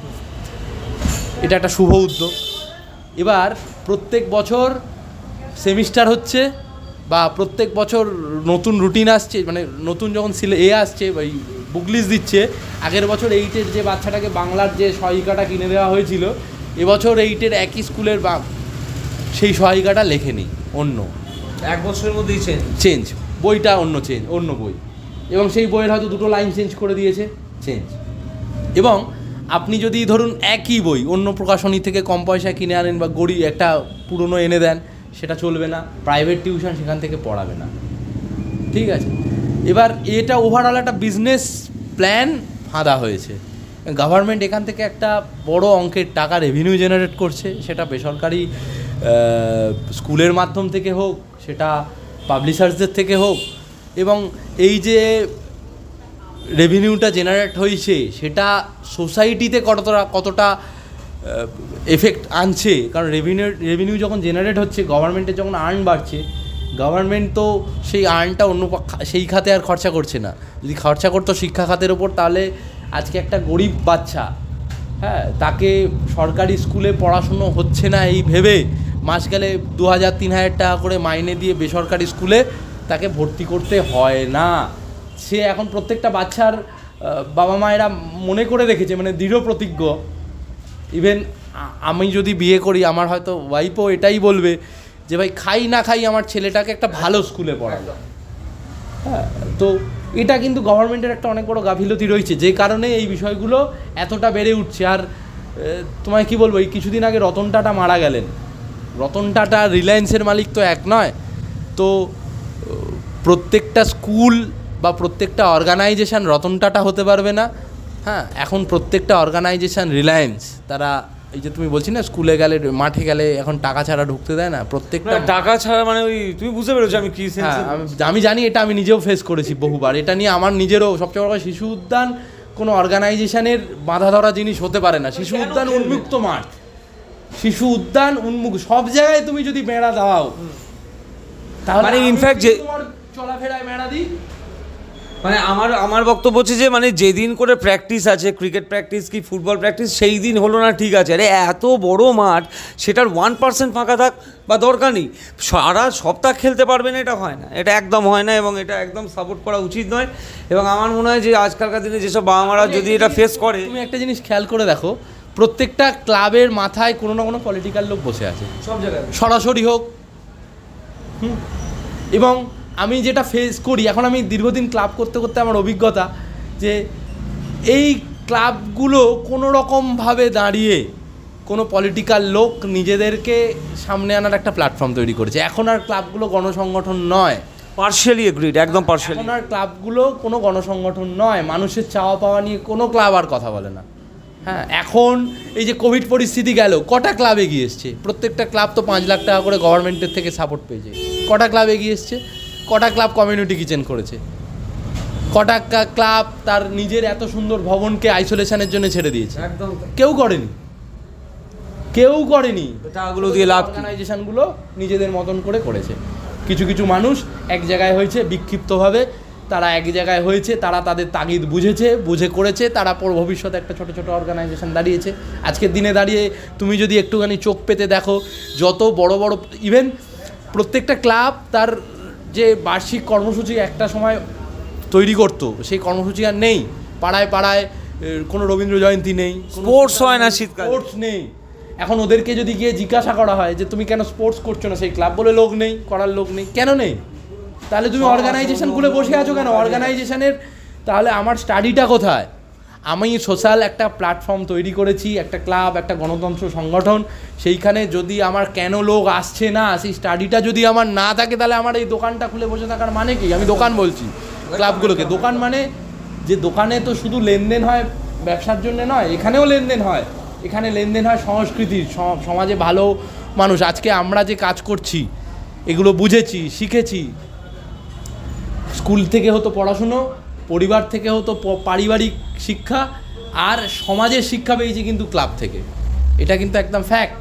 আমি আমার পাড়ায় এরকম অনেক লোক আছে যাদেরকে আমি দেখেছি স্কুল ব্যাগ নিয়ে স্কুলে, স্কুল থেকে বাড়ি, এর বাইরে কিচ্ছু চিনত না।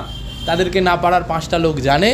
তাদের বাড়িতে একটা কোনো যদি বিপদ পড়ে, তারা না তাদের হাঁটু কাঁপে, কি করব, অ্যাম্বুলেন্স কোথা থেকে ডাকবো, আমার বাড়িতে বাবা হয়েছে, রক্ত কোথা থেকে দেবো।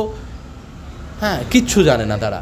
শুধু পয়সা রোজগার করে তো আর জীবন চলবে না। কোভিড সিচুয়েশান আমাদেরকে দেখিয়েছে পয়সা দিয়ে মানুষ বাঁচে না। আমরা অক্সিজেনের কিছু, আমরা কোভিড সিচুয়েশানে কিছু অক্সিজেন সিলিন্ডার কিনেছিলাম। তো আমাদের কাছে এরকম কিছু কলস আসতো যে তুমি আমাকে অক্সিজেনটা দাও, এর জন্য যা টাকা লাগবে আমি দেবো, কিন্তু আমার অক্সিজেনটা দাও। মানে সেই টাকাটা তার জন্য যদি সে যদি 30-40 হাজার টাকাও মানে এরকম ধরনের লোক আর কি, যে দাও, আমি যেখান থেকে পারো জোগাড় করে দাও, কিনে দাও, আমি নেবো একটা। কেউ পেয়েছে, কেউ পায়নি, উভয়ই রয়েছে। তো অর্থটা কিন্তু সব নয়। আবার এরকম অনেক মানুষ আছে, বিশেষ করে আমরা যাদেরকে করেছি, আমাদের ওখান থেকে অক্সিজেন সিলিন্ডার দিতাম, 2টো অক্সিজেন সিলিন্ডার ছিল। আমাদের কাছে প্রায়োরিটি ছিল কিন্তু অক্সিজেনটা কার প্রয়োজন আছে, যে কোথাও পাচ্ছে না, সবার প্রথম। মানে তোমার সে গরিব হোক বড়লোক হোক, তাকে অক্সিজেন সাপোর্টটা দিলাম। এবং আমরা উদ্যোগী হয়ে তাদেরকে একটা বিকল্প পথ তৈরি করে, মানে আমাদের অক্সিজেনগুলোকে আমরা কখনো কোনো জায়গায় এঙ্গেজ করে রাখতাম না, সাপোর্ট দিতাম, দিয়ে তাকে বিকল্প পথ তৈরি করে দিতাম। তো পয়সা দিয়ে সবটা হয় না, কেরিয়ারিস্ট হয়ে হয়তো পয়সা প্রচুর রোজগার করবে, অনেক কিছুই হবে, কিন্তু দিনের শেষে ভালো থাকাটা হবে কি না আমি জানি না। হ্যাঁ, আর এখন বললাম না ওই স্কুল যেটা তুমি শুরুটা করলে, স্কুলগুলো পলিটিক্যাল লোক, মানে এখন সব ক্ষেত্রেই রাজনীতিটা একটা বিষয় হয়ে দাঁড়িয়েছে, এবং এই মানুষগুলোর কার্যকলাপটা কিন্তু অনেকটাই এফেক্ট ফেলছে আমাদের ব্যক্তিগত জীবনের ওপর দাঁড়িয়ে। হ্যাঁ, আর তুমি আর একটা কথা আমাদের এই পডকাস্টে আজকে উঠে এসেছিল, যে মাঝখানে একবার বললাম যে শিক্ষা মানেই শুধু পুঁথিগত শিক্ষা নয়, মানে একটু ঠিকঠাক এই শিক্ষাটা দরকার মানুষের মধ্যে। আমার মনে হয় তাহলে হয়তো জিনিসটা একটু চেঞ্জ হবে। তা আমরা একটু একটা সময় আমার মনে আছে, তোমার যে দোকানটা রয়েছে এইখানে, আমরা তো বাংলা স্কুলের স্টুডেন্ট, যেখানটা এখন পাশে একটা ওষুধের দোকান রয়েছে, এখানে উত্তমদার একটা দোকান ছিল। উত্তমদা ওখানে মূলত ওই টেডি বিয়ার রাখতো, হ্যাঁ, মানে স্টেশনারি দোকান, বিস্কুট থেকে শুরু করে সিগারেট বিড়ি সব কিছু রাখতো, এখানেও ছিল। আমরা স্কুল ইউনিফর্ম পরে আসতাম, আমাদের মধ্যে অনেকেই সিগারেট বিড়ি খেত। ছোটোবেলায় ওই শখটা যে আমরাও করিনি কোনো দিন, এই কথাটা বলা মিথ্যে কথা হবে, ঠিক আছে, মানে যে আমরাও যে লুকিয়ে ছুড়িয়ে সিগারেট বিড়ি খাইনি এটা বলাটা মিথ্যে কথা হবে। তো আমি স্কুল ড্রেস পরে কোনোদিনও খাই না, স্কুল ড্রেসের কথা বলছি না, আমি বলছি স্কুল এজে স্কুলিং টাইম, আমি স্কুল ড্রেসের কথা বলছি না। মানে একটা খুব স্মৃতি মনে পড়ে গেল স্টিল, মানে একটু মানে ভীষণ সিরিয়াস আলোচনা হচ্ছে, যে একটু হালকা করে দিই, কারণ আমি একটু হালকা মানুষ। ফার্স্ট বিড়ি বা সিগারেট খাওয়া কোন বছর বয়সে বা কোন ক্লাসে পড়ে? এটা খুব বাজে করছে, একটু লাইট হওয়া দরকার। সত্যি কথা বলতে গেলে আমি যখন ক্লাস 7-এ পড়ি, আমি এটা বলছি অকপটে, আমি তখন ক্লাস 7-এ পড়ি, আমার ভাই আছে, তো আমার বাবা বিড়ি খেত খুব, অ্যাস্ট্রে ছিল ঘরেতে, খাটের তলার অ্যাস্ট্রে রাখা থাকতো, খুব কৌতূহল হতো জিনিসটা কি, মানে টানে একটা বিড়ি খায়। তো বাবা এরকম বিড়ি নিভিয়ে যেত, এটা রেখে যেত, আর আমি আর ভাই ঠিক একটা সাডেন টাইম ফাঁকা থাকতো আমাদের বাড়িটা, ঘরটা ওই 7:30 8টা আমরা দুজনে পড়তাম, ঘরে দরজায় খিল দিয়ে তক্তপোষের তলায় ঢুকে দুজনে মিলে বিড়ি খেতাম। এবার যেহেতু ওর থেকে আমি 2-3 বছরের বড়, তাই সাহসটা আমার বেশি ছিল, আমি 7-8-এ পড়ি, মানে ও আরও ছোটো। এবার এবার আমি তো যেহেতু খেয়েছি, এবার ও তো মাকে বলে দিলে মানে তো বিরাট মার খাবো, আমি ওকে জোর করে খাওয়া দাও খা। এবার সেই সময় তো আমাদের কথা কারোরই পেটে চাপা থাকে না, তো এবার এটা বন্ধুবান্ধবদের আউটব্লাস্ট হয়েছে একটা সময়, বাড়িতে এসে জানতে পেরেছে, মা মেরেছে, তারপর থেকে সেই বিষয়গুলো তো এগুলো করেছি। তো তা একটা বিরতির পর আমরা ফিরে এলাম। আমাদের এতক্ষণ মেনলি টপিক হচ্ছিল প্রয়াস এবং কিছু দৈনন্দিন জীবনের কিছু সমস্যা নিয়ে, যেগুলো আমরা দেখেছি সেই সব নিয়ে। প্রয়াস নিয়ে আমি আর একটাই প্রশ্ন করব, যেটা হচ্ছে যে ওই প্রয়াস নামটা কার দেয়া? স্বর্ণদীপ নামটা দেওয়া, এই যে নাম একটা সময় বললাম না, পাপিয়া ভট্টাচার্য মানাদি, আচ্ছা, ওই দিদিটাই দিয়েছিলেন নামটা। স্বর্ণদীপের এমনি হবিস কি? ছোটোবেলা থেকে কী কী ভালো লাগতো? ছোটো থেকে আমি ভালো ফুটবল খেলতাম, মানে যেটার প্রতি মানে কোনো বিরক্তি ছিল না, যেটার প্রতি কোনো মানে ক্লান্তি ছিল না, সেটা একমাত্র ছিল ফুটবল। তো ফুটবল আমার ওই বললাম না 14-15 সাল উচ্চ মাধ্যমিক যখন দিচ্ছি, তখনও আমি ফুটবল খেলতাম। ঠিক সেই সময় আমার বাঁ পায়ে লিগামেন্ট ছিঁড়ে যায়, তারপর থেকে খেলাধুলাটা পুরো বন্ধ।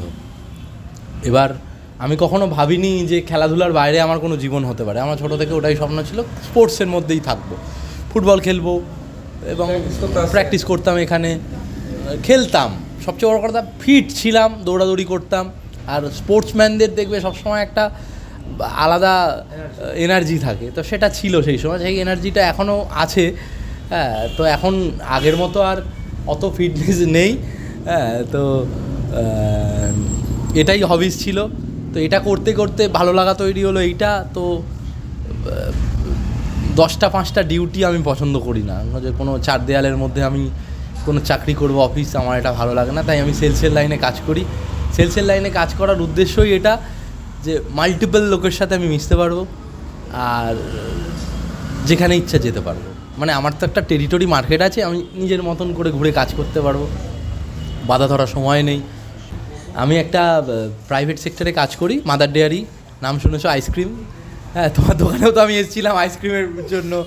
হ্যাঁ, তো ওখানেই কাজ করি, ওখানে সেলসে কাজ করি। আমি 3টে মার্কেট দেখি, একটা ডিস্ট্রিবিউটারের সেল দেখি, তো এটাই করি। ওখানেই ভালো মন্দ যা পাচ্ছি তা দিয়ে কষ্টসৃষ্টে সংসার চলছে। আর আমার প্রয়াস চলছে। প্রয়াসে আমাদের যারা রয়েছে তারা প্রত্যেকেই খুব নিডি ফ্যামিলির লোকজন। তো আমার ইচ্ছে আছে এই অর্গানাইজেশনটাকে একটু দাঁড় করানোর, যেখান থেকে এই মানুষগুলোকে আমি জানতে একটু রুজি রুটি তৈরি করে দিতে পারি। সেটা কোনো কিছু শিখিয়ে হতে পারে, অথবা প্রয়াসেই কোনো এমপ্লয়মেন্ট তৈরি করে, সে যে কোনোভাবে হোক, করাটাই উদ্দেশ্য। আমি প্রয়াসের কন্ট্যাক্ট ডিটেলস, ওর কন্ট্যাক্ট ডিটেলস, এছাড়া ওর সংগঠনে যারা যুক্ত কর্ণধার তাদের কন্ট্যাক্ট ডিটেলস আমি দিয়ে রাখবো। যারা মন থেকে চাইবেন প্লিজ হেল্প। তো আর স্বর্ণদীপ, ভূত ভগবান এইসব নিয়ে তোমার কি মতামত? ভূত বিশ্বাস করো? আমার কাছে ভূত আর ভগবানের মধ্যে একটা অন্যরকম ডেফিনেশন আছে। আমি জানি না আমার সাথে কারোর মিলবে কি না, তবু আমি বলছি। তো বেসিক্যালি আমি খুব প্র্যাকটিক্যাল একটা ছেলে। আমি প্র্যাকটিক্যালটাকে বিশ্বাস করি। যে যেমন ধরুন সবাই মন্দিরে পুজো দিতে যায়, তো আমি মনে করি যে কর্মই ফল। তুমি যে কাজটা করবে সেটাই, তুমি যদি ভালো কাজ করো তাহলে তোমার মন্দিরে যাওয়ার প্রয়োজন নেই, তুমি সেটা এমনিই করতে পারবে। আর আমরা, ভগবান তো একটা বিশ্বাসের জায়গা না। তো আমার কাছে ভূত আর ভগবানটা হচ্ছে কি অনেকটা এরকম। ভূত মানে হচ্ছে কি অতীত। ভূত সাধারণত কি আমাদের কাছে, ভূত মানে একটা পিশাচ, একটা কোনো দুষ্টু আত্মা যে আমাদের ভুল পথে চালনা করে। তো যদি আমাদের অতীত যদি ভুল হয়, মানে ভুল পথে যদি পরিচালিত হয়ে আসি আমরা, তাহলে আমরা ভূত আমাদের জীবনে আছে। হ্যাঁ, আর বর্তমান তুমি যে কাজটা করবে সেটাই তোমার ভবিষ্যৎ নির্ধারণ করবে, তাই তো। বর্তমানে আমরা যে ভালো কাজটা করব সেটার দ্বারাই আমাদের ভবিষ্যৎটা ভালো হবে। তো ভগবান মানে তো একটা ভালো, মানে পজিটিভ এনার্জি। তো তুমি যদি বর্তমানে ভালো কাজ করো, পূর্ণ করো, ভালো ফল পাও, তাহলে তুমি ভগবানকেও পাবে। আর আমার মনে হয় ভগবান ওই 4 দেয়ালের মধ্যে সীমাবদ্ধ নয়, ভগবান মানুষের মধ্যে আছে। আমরা যারা হিন্দু ধর্মে বা সনাতন ধর্মে বিশ্বাস করি, যারা মুসলিম, যারা খ্রিশ্চান, তাদের প্রত্যেকেই, যেমন ধরুন যারা আমরা যারা হিন্দু ধর্মের, আমি নিজেও একজন হিন্দু পরিবার থেকে ওটা, ছোট থেকে পুজো আর্চা করতাম, নিজেও অনেক পুজোর সাথে যুক্ত। তো আমার বিশ্বাস যে ভগবান বা যে মূর্তিকে আমরা পুজো করি, সেই ভগবান নিজেই বলে গেছেন যে সে সর্বদা মানুষের মধ্যে রয়েছে। তো জীব সেবাই শিব সেবা। আবার হজরত মোহাম্মদ, যিনি মুসলিম ধর্মের যিনি মূল নবী আর কি, তিনিও একজন মানুষ ছিলেন। এবং তার যে কর্মজীবন আমরা যদি দেখি, সেও কিন্তু মানুষের জন্যই করে এসছেন। যীশুখ্রিস্ট, সেও মানুষের জন্য করেছেন। বুদ্ধ, সেও মানুষের জন্য করেছেন। সে কিন্তু ভগবানের যেমন আরাধনা করেছেন, সাধনা করেছেন, তার পাশে তার ইন্টিরিয়ার জীবনটা যদি দেখো, সে কিন্তু আগামী প্রজন্মকে একটা পথ দেখিয়ে গেছে। সে আগামী প্রজন্মকে শুধু পথ দেখায়নি, সে ইন্সপায়ার করিয়েছে, সে একটা বিকল্প পথ বলে গেছে। এবং ভগবান কনসেপ্টটা আমার কাছে, আমার মনে হয় যে ওই পুতুলের মধ্যে কেউ নেই, ওটা একটা মূর্তি। আমরা যার কাছে যাই, মনে হয় যে এর কাছে কিছু বলা যেতে পারে, আমরা বলি। ভগবান আছে মানুষের মধ্যে, শিশুদের মধ্যে আছে, প্রত্যেকটা মানুষের মধ্যেই ভগবান আছে। দুষ্টু আত্মার মধ্যে শয়তান থাকে, ঠিক আছে। তাহলে ভূত আমার কাছে ওই দুষ্টু আত্মাগুলো, আর সৎ আত্মা যেগুলো আছে, যেগুলো ভালো কাজ করে, ভালো চায়, মানুষের ভালো করার চেষ্টা করে, তারাই ভগবান। তো আমার ভগবান আর ভূতের কনসেপ্টটা ঠিক এরকম। আর আমরা সাধারণত ভূত যেটা ভাবি, একটা শিহরণ খেলে যাচ্ছে, হ্যাঁ, একটা সাদা শাড়ি পরে কেউ যেন আমাদের সামনে এলো, হ্যাঁ, এইটা আমার কাছে ঠিক ভগবান বলে, এই ভূত বলে আমি বিশ্বাস করি না। এটা একটা রহস্য রোমাঞ্চ বিষয়।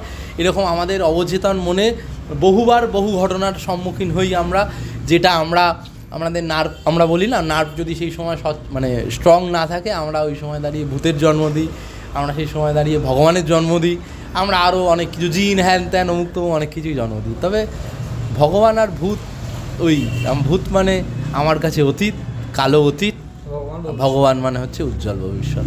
আর বর্তমানে তুমি যা কাজ করবে সেটাই তোমাকে নিয়ে যাবে কালো অতীতের দিকে নাকি উজ্জ্বল ভবিষ্যৎ ভগবানের দিকে, সেটা নির্ধারণ হবে তোমার বর্তমান কাজের ওপর দাঁড়িয়ে। সেটা বিজ্ঞান মনস্ক ছেলে, খুব সুন্দরভাবে জবাবটা দিল। আমি ওর সাথে এই নিয়ে আমি আর ডিপে যাচ্ছি না। স্বর্ণদীপ, যদি বলি, মোটামুটি গোটা 26টা বসন্ত পেরিয়ে এসছো। না, আমার বয়স এখন 29। 29টা বসন্ত পেরিয়ে এসছো। আমি হিসেবটা ভুল করলাম, আমি আমার হিসেব বয়স 30 ভেবে নয় হিসেব করছি, আমার 33, ভুলেই যাই মাঝে মধ্যে। তো জীবনে অনেক কিছু দেখেছো, যে স্মৃতিগুলো হয়েছে বা যেই এক্সপিরিয়েন্সগুলো গ্যাদার করেছো সেই সব থাকবে। জীবনে এরকম একটা সুযোগ পেলে কোনো একটা সার্টেন পয়েন্ট অফ টাইম থেকে জীবনটা আবার শুরু করতে পারবে, এই স্মৃতি সব থাকবে। কোথা থেকে যদি শুরু করতে চাও, কোথা থেকে শুরু করবে, কেন? আমি স্কুলে যেতে চাই আর একবার। কোন ক্লাস? একদম 1 থেকে শুরু করবো। কেন, কারণটা? কারণ আমার মনে হয় শেখাটা আমার হয়নি, পড়াশোনা শেখাটা দরকার। আর সবচেয়ে বড় কথা, ওই সময়টা না মানে বাচ্চাদের ওই মানে ঠিক স্কুল লাইফটা যতটা থাকে প্রায় 16 বছর পর্যন্ত, 16-17, এই সময়টার ওপর না সবটা ডিপেন্ড করে। মানে এই সময়টায় তুমি যা পাবে, তোমার বাদ বাকি, আমি যদি 70 বছর বাঁচবো ধরি, তাহলে বাদ বাকি 54 বছর কিন্তু ডিপেন্ড করবে ওই 16 বছরের ওপর দাঁড়িয়ে। তো স্কুলটায় আমি ফেরত যেতে চাই, আবার খেলবো। স্কুলে যে কাজগুলো হয়নি, এখন আমি দেখি প্রায় প্রত্যেক বছর স্কুল যখন মানে যেদিনকার কি ওদের শেষ হয় আর কি স্কুল, ওরা খুব মানে স্কুলের ড্রেসের ওপর নাম লেখে, একটা অন্য অ্যাটমসফিয়ার তৈরি হয়। এগুলো আমরা না ছোটোবেলা পাইনি।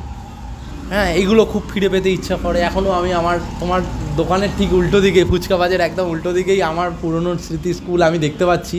তখন স্কুলটার রং ছিল হলুদ, এখন নীল সাদা হয়েছে।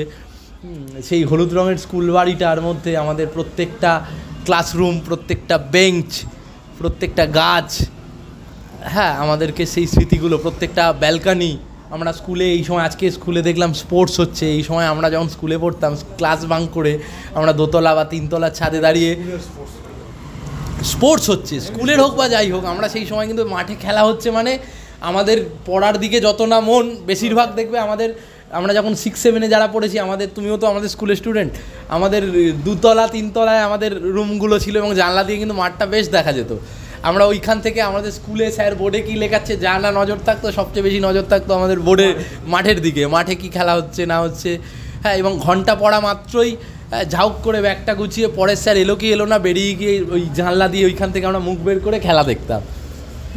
তো এই স্মৃতিগুলো খুব মানে করে। আমি এখনকার স্টুডেন্টদেরকে, আমি তো এখান দিয়ে যাওয়া আসা করি, খেলা হয় মাঠে প্রায় দিন দেখি, এখন আর আগের মতো মাঠ ভরাট নেই। স্কুলের ওই ব্যালকানিটাও দেখি প্রায় ফাঁকা, আমাদের সেই সময় পুরো ভর্তি হয়ে থাকতো। ইভেন আমাদের সাথে স্যারেরাও খেলা দেখতো। আমরা স্কুলে ইন্টার লিগ হতো, আমরা খুব আনন্দ করে খেলতাম, আমাদের সাথে স্যারেদের খেলা হতো। মানে একটা অদ্ভুত একটা অ্যাটমসফিয়ার। যারা আমরা বাংলা স্কুলে পড়েছি আমরা জানি যে স্কুল লাইফটা আমরা কীভাবে লিড করেছি। আমরা হয়তো এখান থেকে মানে স্কুল থেকে আমাদের যে মানে যেটা পেয়েছি, যে স্মৃতিগুলো আমরা পেয়েছি, সেই স্মৃতিটা সারা জীবন মিস করবো। আমার মনে হয় যেন মানে এখনও যদি আমাকেও যদি প্রশ্ন করে যে তুমি কোনটা চাও, আমি যদি কেউ 1 কোটি টাকা দিয়ে বলে যে ভাই তোকে আমি 1 কোটি টাকা দিচ্ছি, তুই এটা নিবি না ওইটা নিবি, তো আমি চোখ বন্ধ করে ওটাই বেছে নেবো। স্কুল লাইফটা আমাকে যদি আবার ওইখানে একটু ভেবে বলো তো, এটা 100 কোটি এলো আর এইটা এলো, কী নেবে? টাকা দিয়ে কি করব? টাকা দিয়ে কিছু নিড পূরণ হবে, স্বপ্ন পূরণ হবে। কি স্বপ্ন পূরণ হলে খুব ভেবে বললে? হ্যাঁ, আমি এটা ভেবেই বলছি। যদি সেটাই হতো, আজকে 29 বছর বয়সে আমি এসে দাঁড়িয়ে নিজের পরিবারকে বা আমার নিজের কেরিয়ারের কথা না ভেবে, আজকে দিনে দাঁড়িয়ে আমার বয়সী তো আরও ছেলে তুমি দেখবেও ভবিষ্যতে, কেরিয়ারের দিকে ফোকাস না করে কি ওই স্টেশনের বাচ্চা প্রয়াস নিয়ে পড়ে আছি। প্রয়াস তো আমি 100 কোটিটা ওই জন্যই বললাম, কারণ আমরা যে পরিবারের মানুষ, বা আমরা মানে আমি তোমাকেও যা দেখেছি, মানে তুমি লোভিত একদমই নয়, বাট স্টিল এটা নিজের স্বার্থের জন্য না, এই বাচ্চাগুলোর স্বার্থে। কারণ 100 কোটি হিউজ অ্যামাউন্ট। তোমার স্বপ্ন মানে ন্যাশনালি জিনিসটা করা এমনি পূরণ হয়ে যাবে, তাহলে 100 কোটিতে কেন রাজি হবে না?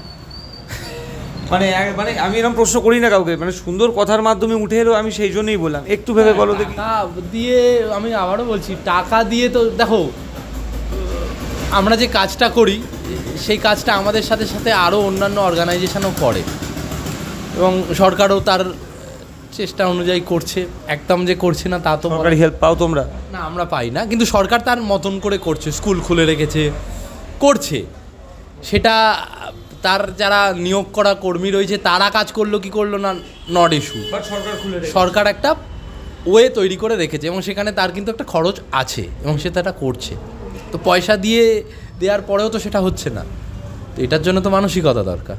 এবার সেটা তুমি পয়সা দিয়ে মানসিকতা আনতে পারবে না, তোমার তো মানসিকতাটা আছে বলেই আমার। এবার অর্থটা তো দেখো, অর্থটা যে লাগে না তা নয়। এরকম অনেক সময় আমার মনে হয় যে যদি কিছু পয়সা হাতে থাকতো, পেতাম একটা লটারির মাধ্যমে হোক, যেভাবে হোক, আমি যদি একটা পয়সা পেতাম, হ্যাঁ, বা কোনো কেউ আমায় ফান্ড দিল, আমি যদি পেতাম, তাহলে হয়তো আমার এই কাজটা আরও সুন্দরভাবে, আরও ভালোভাবে করতে পারতাম।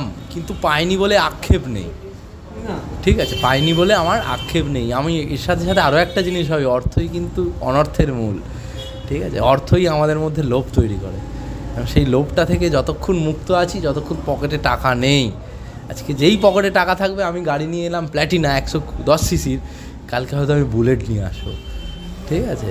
তো কিংবা আজকে আমি এখানে তোমার সামনে বসে রয়েছি খুব সাধারণ একটা জামা প্যান্ট পরে, কালকে সেখানে দেখবে হয়তো প্যান্টালুন্সের জামা প্যান্ট পরে রয়েছি।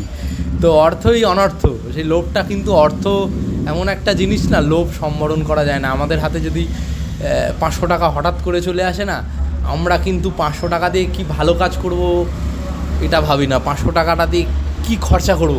আজকে তাহলে চল হোটেলে গিয়ে যে বিরিয়ানিটা 100 টাকায় পাওয়া যেত, সেটাই আমরা হোটেলে গিয়ে 500 টাকা দিয়ে খাচ্ছি, ঠিক আছে। বা যে তোমার ফোনটা হয়তো শুধু আসবে যাবের জন্য, তো সেটা আমরা অ্যাপেল কিনছি। হ্যাঁ, বিভিন্ন রকম আমাদের নিডগুলো কিন্তু হঠাৎ করে উচ্চাকাঙ্ক্ষায় পরিণত হয়। আমরা যেখানে ধরো দাঁড়িয়ে ভাবছি আজকে মান্থ এন্ড আমরা কোথাও একটা ঘুরতে যাব, আমরা এখন প্ল্যানিং করছি হয়তো বকখালি দীঘা সামর্থ্যের মধ্যে, তখন হয়তো ট্যুর প্ল্যান করবো গোয়া, হ্যাঁ, সুইজারল্যান্ড। তো এটাই হচ্ছে বিষয়, এই অর্থটার প্রয়োজন নেই। হ্যাঁ, নির্লোভ হয়ে যদি তুমি অর্থকে চাও, সেই অর্থটা যদি তোমার মানে যে উদ্দেশ্যে পাওয়া, সেই উদ্দেশ্যের মধ্যে দিয়ে যদি প্রতিফলিত হয়, তাহলে সেই অর্থের প্রয়োজন আছে। তবে একদম যে চাই না এটা না, ভগবানকে এবং অর্থ দেবে না। এবং স্টাডি বলছে যে 100 জনের মধ্যে 99 জন বা 99.99 জন, হ্যাঁ সবাই হয় না, কিছু আলাদা মানুষ থাকে দুনিয়ায়, মানে যারা কোথাও একটা পয়েন্টে গিয়ে না সেল হয়ে যাবে। সেল তো হয়, সে অভাবে হোক স্বভাবে হোক হবে। তো 100 কোটি যদি পাওয়া যায়, তাহলে ওদের জন্য পাওয়া হোক, নিজের জন্য না। টাকা পেয়ে আমি কী করব? খুব বেশি হলে একটা বাড়ি করব, একটা গাড়ি করব, 4টে ট্যুর করব, খুব বেশি হলে। সেটা কতদিন? না না, মানে আমি বুঝতে পারছি তোমার বক্তব্য। সেটাও আমায় অবসাদ আনবে। তুমি যখন সব কিছুতে যেটা চাইছো পেয়ে যাচ্ছ, তোমার আর তখন ভালো লাগবে নাকি? তুমি বাড়িতে দেখবে কিছু বাচ্চা আছে, ওইটাই তো মানুষটার ওপর, যে মানে সে সেটাকে দেখো। কেসটা কী বলো তো, কেউ আছে মানে আমার নিজের দেখা 30,000 টাকা রোজগার করে সেই 30,000 পুরো সেভিং করে নিজে পুরো ভিখারির মতো রইল একদম, মানে জাস্ট ডাল ভাত খেয়ে কাটিয়ে দিল। আবার আমি এমন মানুষও দেখেছি 30,000 টাকা রোজগার করে সব নিজের পরিবারের সবার সব করে টোরেও বাইরেও গিয়ে কিছু দিয়ে এলো। মানে বিভিন্ন রকম মানুষ, এটা মানুষের মেন্টালিটি। কারণ আমি তোমাকে যা জানি, তুমি যদি এরকম জিনিস পাও, তুমি এটার মধ্যে নিজের কতটা কি করবে না করবে জানি না, বাট অনেক বেশিটা তুমি বাইরেই করবে। তোমার স্বপ্ন পূরণে তুমি অবশ্যই হেল্প করবে। মানে বেসিক্যালি সত্যি কথা বলতে গেলে, ছোটো থেকে মানে আমি আমার বাড়ির কথা বলি। আমার বাবা কখনোই বলতো না, আমার বাবা আজকে নেই, হ্যাঁ, বাবা আমায় বলতো সবসময়, বাবা মা দুজনেই, মানে আমার ফ্যামিলি থেকে না কোনো দিন এটা বলেনি স্কুলে ভর্তি করেছি তোকে ভালো রেজাল্ট করতে হবে, পাশ করলেই হলো, যা হোক কিছু রোজগার করে যেন নিজের পেটটা চলে। তো উচ্চাকাঙ্ক্ষা আমাদের কখনোই ছিল না, ঠিক আছে। তবে অন্যান্য লোকেদের দেখে স্বপ্ন তৈরি হতো, ভালো হতো, কিন্তু সেই স্বপ্নটা কখনোই পূরণ করার জন্য, মানে আমি বলতে চাইছি নিড নয়, মানে যেগুলো ধরো আমরা বিলাসিতা বলি। ড্রিম মানে কি, আমাদের ড্রিম কীরকম হতে পারে? বেসিক্যালি আমাদের ড্রিম কীরকম হয়? একটা ভালো বাইক হবে, একটা ভালো গাড়ি হবে, একটা সুন্দর বাড়ি হবে, হ্যাঁ, তারপর একটা সুন্দর দেখতে একটা বউ হবে, হ্যাঁ, একটা ভালো চাকরি করব, বা চাকরি না করে একটা বিজনেস করব, যাতে আমার রোজগারের কোনো সমস্যা না থাকে। খুশি, এই খুশি মনটা আগে, এই খুশি মনটা আগে, কিন্তু এই নিডটা, এই যে টাকাটার কথা তুমি বলছো, টাকা পেলে সে কিন্তু সবার আগে নিজের নিডটা পূরণ করলো, এই নিডটা, দেন উদ্বৃত্ত যেটা রইলো সেটা দিয়ে কিছু চ্যারিটি করলো, সেটা তার মেন্টাল পিসের জন্য, সে যে কোনো উদ্দেশ্য হতে পারে, চ্যারিটি করবে। তো আমার এই উচ্চাকাঙ্ক্ষাটা নেই। আমার বাড়িতে একটা ছোট্ট ঘর আছে, সেই ঘরটা আমার বাবা তৈরি করে দিয়ে গেছে, এবং সেই ঘরটা চেষ্টা করবো আজীবন একই রকম রাখার, যে ওটাকেই মডিফাই করব। এবং ওটা আমার বাবা একদম শেষ জীবনে মারা যাওয়ার বছরখানেক আগে খুব কষ্ট করে ওই বাড়িটা বানিয়ে দিয়ে গেছে। ওই বাড়িটাকে অক্ষয় রেখে একটা থাকবে, এবং আমার খুব ইচ্ছে আছে একটা জায়গা কি করব, সেটা যদি ভগবান, কিছুক্ষণ আগে যদিও বললাম ভগবানে বিশ্বাস করি না, যদি এরকম কোনো একটা লটারি লাগে তাহলে আমি একটা জায়গা কিনবো, আমার একটা সুন্দর বাড়ি বানাবো, সুন্দর একটা বাড়ি থাকবে, যে বাড়িতে এরকম কিছু বাচ্চাকে আমি নিয়ে আসবো, আমাদের পাঠশালার হোক বা পাঠশালার বাইরে, যাদেরকে আমি রেখে পড়াশুনো করাবো, এবং এরকম কিছু মানুষকেও আনবো, বিশেষ করে বয়স্ক, যাদের ওই বাচ্চাগুলোর গার্জেন হবে এরা, মানে ওই মানুষগুলো তার নাতি নাতনিদের পেল, এরা এদের তার গার্জেনকে পেল, একে অপরের পরিপূরক।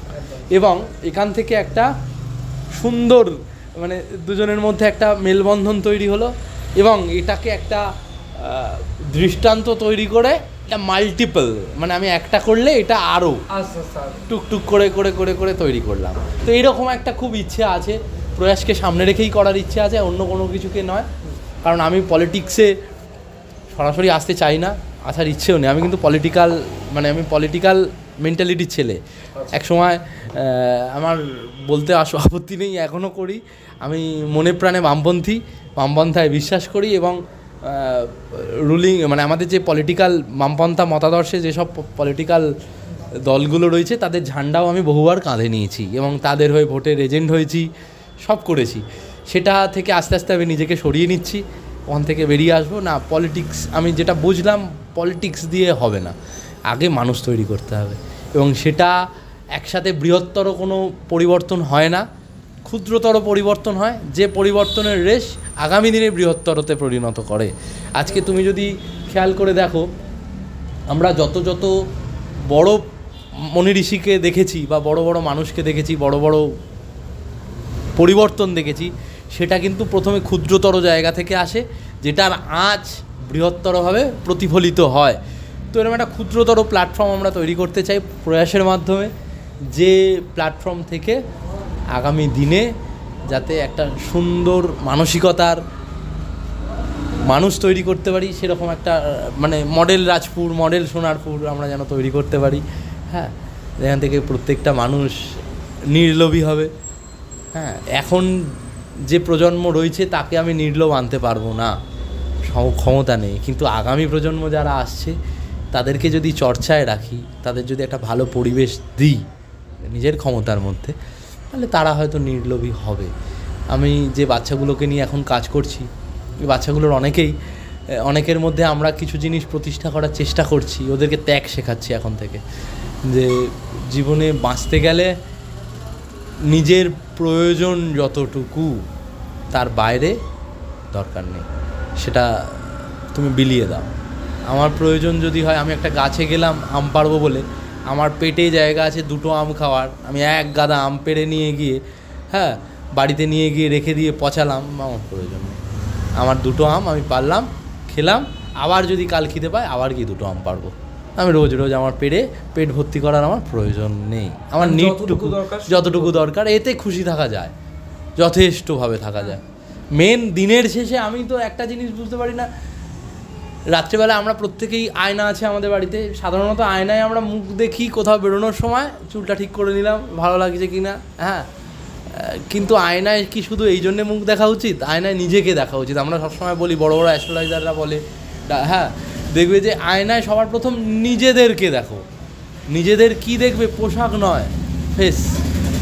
তুমি একটা কথা দেখো, মানে মানুষের না মুখের হাসি, চোখের জল মিথ্যে হয়, তো মুখের হাসি মিথ্যে হয় না। তুমি হারগিস, মানে মন থেকে তুমি যদি হাসো, মানে যেটা হৃদয় থেকে হাসি আসে, সেটা তুমি দেখলে আইডেন্টিফাই করে নেবে যে খুশি হয়েছে। কোনো একটা বাচ্চাকে বা কোনো একটা মানুষকে কিছু গিফট দেওয়ার পর তার এক্সপ্রেশন দেখলে কিন্তু বোঝা যায় যে সে খুশি হয়েছে। আবার কারুর চোখের জল দেখলেও বোঝা যায় এই কুমিরের কান্না কাঁদছে। তো তুমি হাসিটা কোনো রকমভাবেই চাপতে পারবে না। তার ওই হাসিটাই একমাত্র জিনিস আমাদের খুশি থাকার চাবিকাঠি। আমার মনে হয় হাসিটাকে যদি তুমি আয়নার সামনে দাঁড়িয়ে রোজ দেখো একবার, হ্যাঁ, তাহলে তোমার ওই 100 কোটি বললে না, 100 কোটি চাই নাকি স্কুল জীবন চাই না অন্য কোনো কিছু চাই, তুমি বুঝতে পারবে। 100 কোটি চাই। তোমার ভগবান তোমার 100 কোটির দিক, মানে 100 কোটি না দিক, আমি যদি টার্গেট রাখি 100 কোটি করার, আমি তো অন্তত 10 কোটি করতে পারবো। আমি এই ভাবধারায় বিশ্বাসী। আমি বলবো যে তুমি যদি 100 কোটি পাও বা 10 কোটি যাই পাও না কেন, যেন তোমার মানসিকতা একদম একটা 18 বছরের যে ফুরফুরে তরতাজা বাচ্চার নিষ্পাপ শিশুর মনের মধ্যে যে কৌতূহল, যে প্রশ্নগুলো জাগে না, যে উদ্যমটা তৈরি হয়, অনেক অনেক কিছু তো দেখে সেই সময়, অনেক প্রতিবন্ধকতা সে সেই সময় ফেস করে। হ্যাঁ, সেই সময় দাঁড়িয়ে সে যদি ভালো সঙ্গ পায় ভালো জায়গায় যায়, খারাপ সঙ্গ পেলে খারাপ সঙ্গ। তো ওই আমাদের সুকান্ত ভট্টাচার্যের একটা কবিতা আছে না, 18 বছর বয়স জানে রক্তদানের পুণ্য। হ্যাঁ, তো এই 18 বছরের মনটা যেন তোমার থাকে, তাহলে দেখবে তুমি নির্লোভী একজন ভালো মানুষ হবে এবং এই 100 কোটির প্রপার ইউটিলাইজ হবে, ইউজ নয়, ইউটিলাইজ।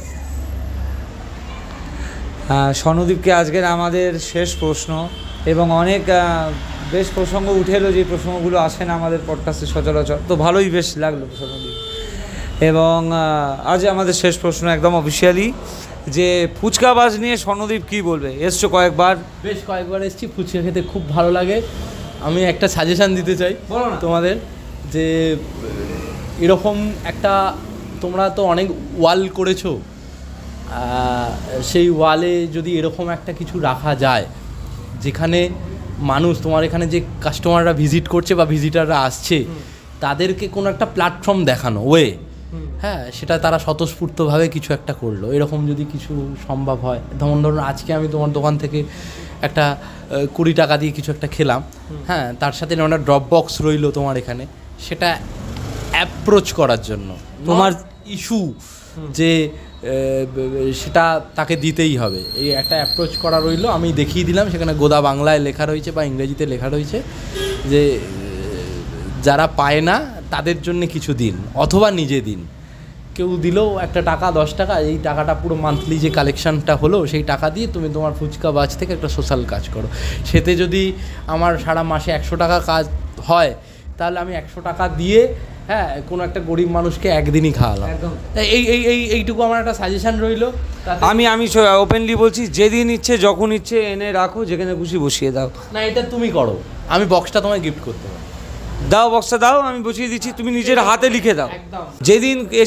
যেদিন খুশি যখন খুশি এসে দেবে, আমি আছি, আমি প্রতি মাসে গিয়ে তুলে আসবো। আর এমনি খাওয়া দাওয়া নেই কিছু? খাওয়া দাওয়া বলতে আমি ফুচকা খেতে খুব ভালো লাগে, একদম সিরিয়াসলি বলছি। তোমার এখানে ভ্যারাইটি, আমার সত্যি কথা বলতে গেলে আসা হয় না। আমি মানে আমার একটুখানি মানে একদম কম্প্যাক্ট শিডিউল, ঠিক আছে, সেখান থেকে দাঁড়িয়ে আমার মাঝে মাঝে নিজেরও মনে হয় খুব যে মানে আমার নিজের সময় কোথায়। হ্যাঁ, কোনোটা সময় আমি তোমার সাথে করছিলাম, কতগুলো ফোন কলস এলো, তুমি দেখেছো। হ্যাঁ, এটা বলে রাখি, বেশ কিছু এডিটিং কাটা এটা বুঝতে পারবেন। প্রচুর ফোন কলস আসছে, সেগুলো অ্যাটেন্ড করি এবং সেগুলো দরকারে কারণে অকারণে অনেকই হয়। তো নিজের সময় বলতে একদম ঘুম থেকে আমি না, আরেকটা কথা আমি বলি, অনেকে মানে আমি খুব বেলা করে ঘুম থেকে উঠি প্রচণ্ড, মানে আমি ঘুমোতে খুব ভালোবাসি। মানে আমায় যদি তুমি জিজ্ঞাসা করো তুমি কী ভালোবাসো, তো আমার খাওয়া দাওয়া হোক না হোক, আমার ঘুমটা সবার আগে চাই, ঠিক আছে। তাতে যদি মানে ইভেন বিলিভ করবে কি জানি না, আমি কোথাও যখন ঘুরতে যাই, সবাই ঘুরতে যায়, তো আমি ওখানে ঘুমোতে যাই, ঠিক আছে। আমি ওইখানে চলে গেলাম, পৌঁছলাম, এবার ভাই তোরা যে যা পারিস কর, আমাকে কেউ ডিস্টার্ব করবি না। আমি 3 দিন ফোন সুইচ অফ, বা 2 দিন বা 1 দিন আমি যতক্ষণ এসেছি আমি এখানে ঘুমোবো, আমায় কেউ কোনো ডিস্টার্ব করবে না। আমি কিছুদিন আগে তারাপীঠে গিয়েছিলাম মাকে নিয়ে ঘুরতে, পুজোটা দিয়েই আমি ওই যে বিছানায় শুলাম, পরের দিন পুরো একদম আমি ঘুমিয়েই সারাদিন ঘুমোলাম, মাকে নিয়ে ঘুরতেও যায়নি, ওই দুজনে মিলে ঘুমোলাম সারাদিন, হোটেলে শুধু শুয়ে ঘুমোলাম, একটু এদিক ওদিক ঘুরলাম, ঘুরে পরের দিন বাড়ি। দীঘায় ঘুরতে গেছি সেম। তো নর্মালি ওঠো কখন ঘুম থেকে? কাজ থাকলে আমার কোনো টাইম নেই, কাজ না থাকলে আমার টাইম নেই জেনারেলি। আমি যদি কাজ না থাকে 1টা, 1:30, 2টো, সন্ধ্যে 6টা, ঠিক আছে, মানে এরকম বহুবার ঘটেছে। রাত্রিবেলায় ধরো 10টার সময় শুয়ে পড়েছি, ঘুম থেকে উঠে ব্রেকিং নিউজ, ফুচকা বাজারে অ্যাক্সিডেন্ট। ঠিক আছে, তাই এটা কাটবো না, এটা রাখবো ঠিক আর কি।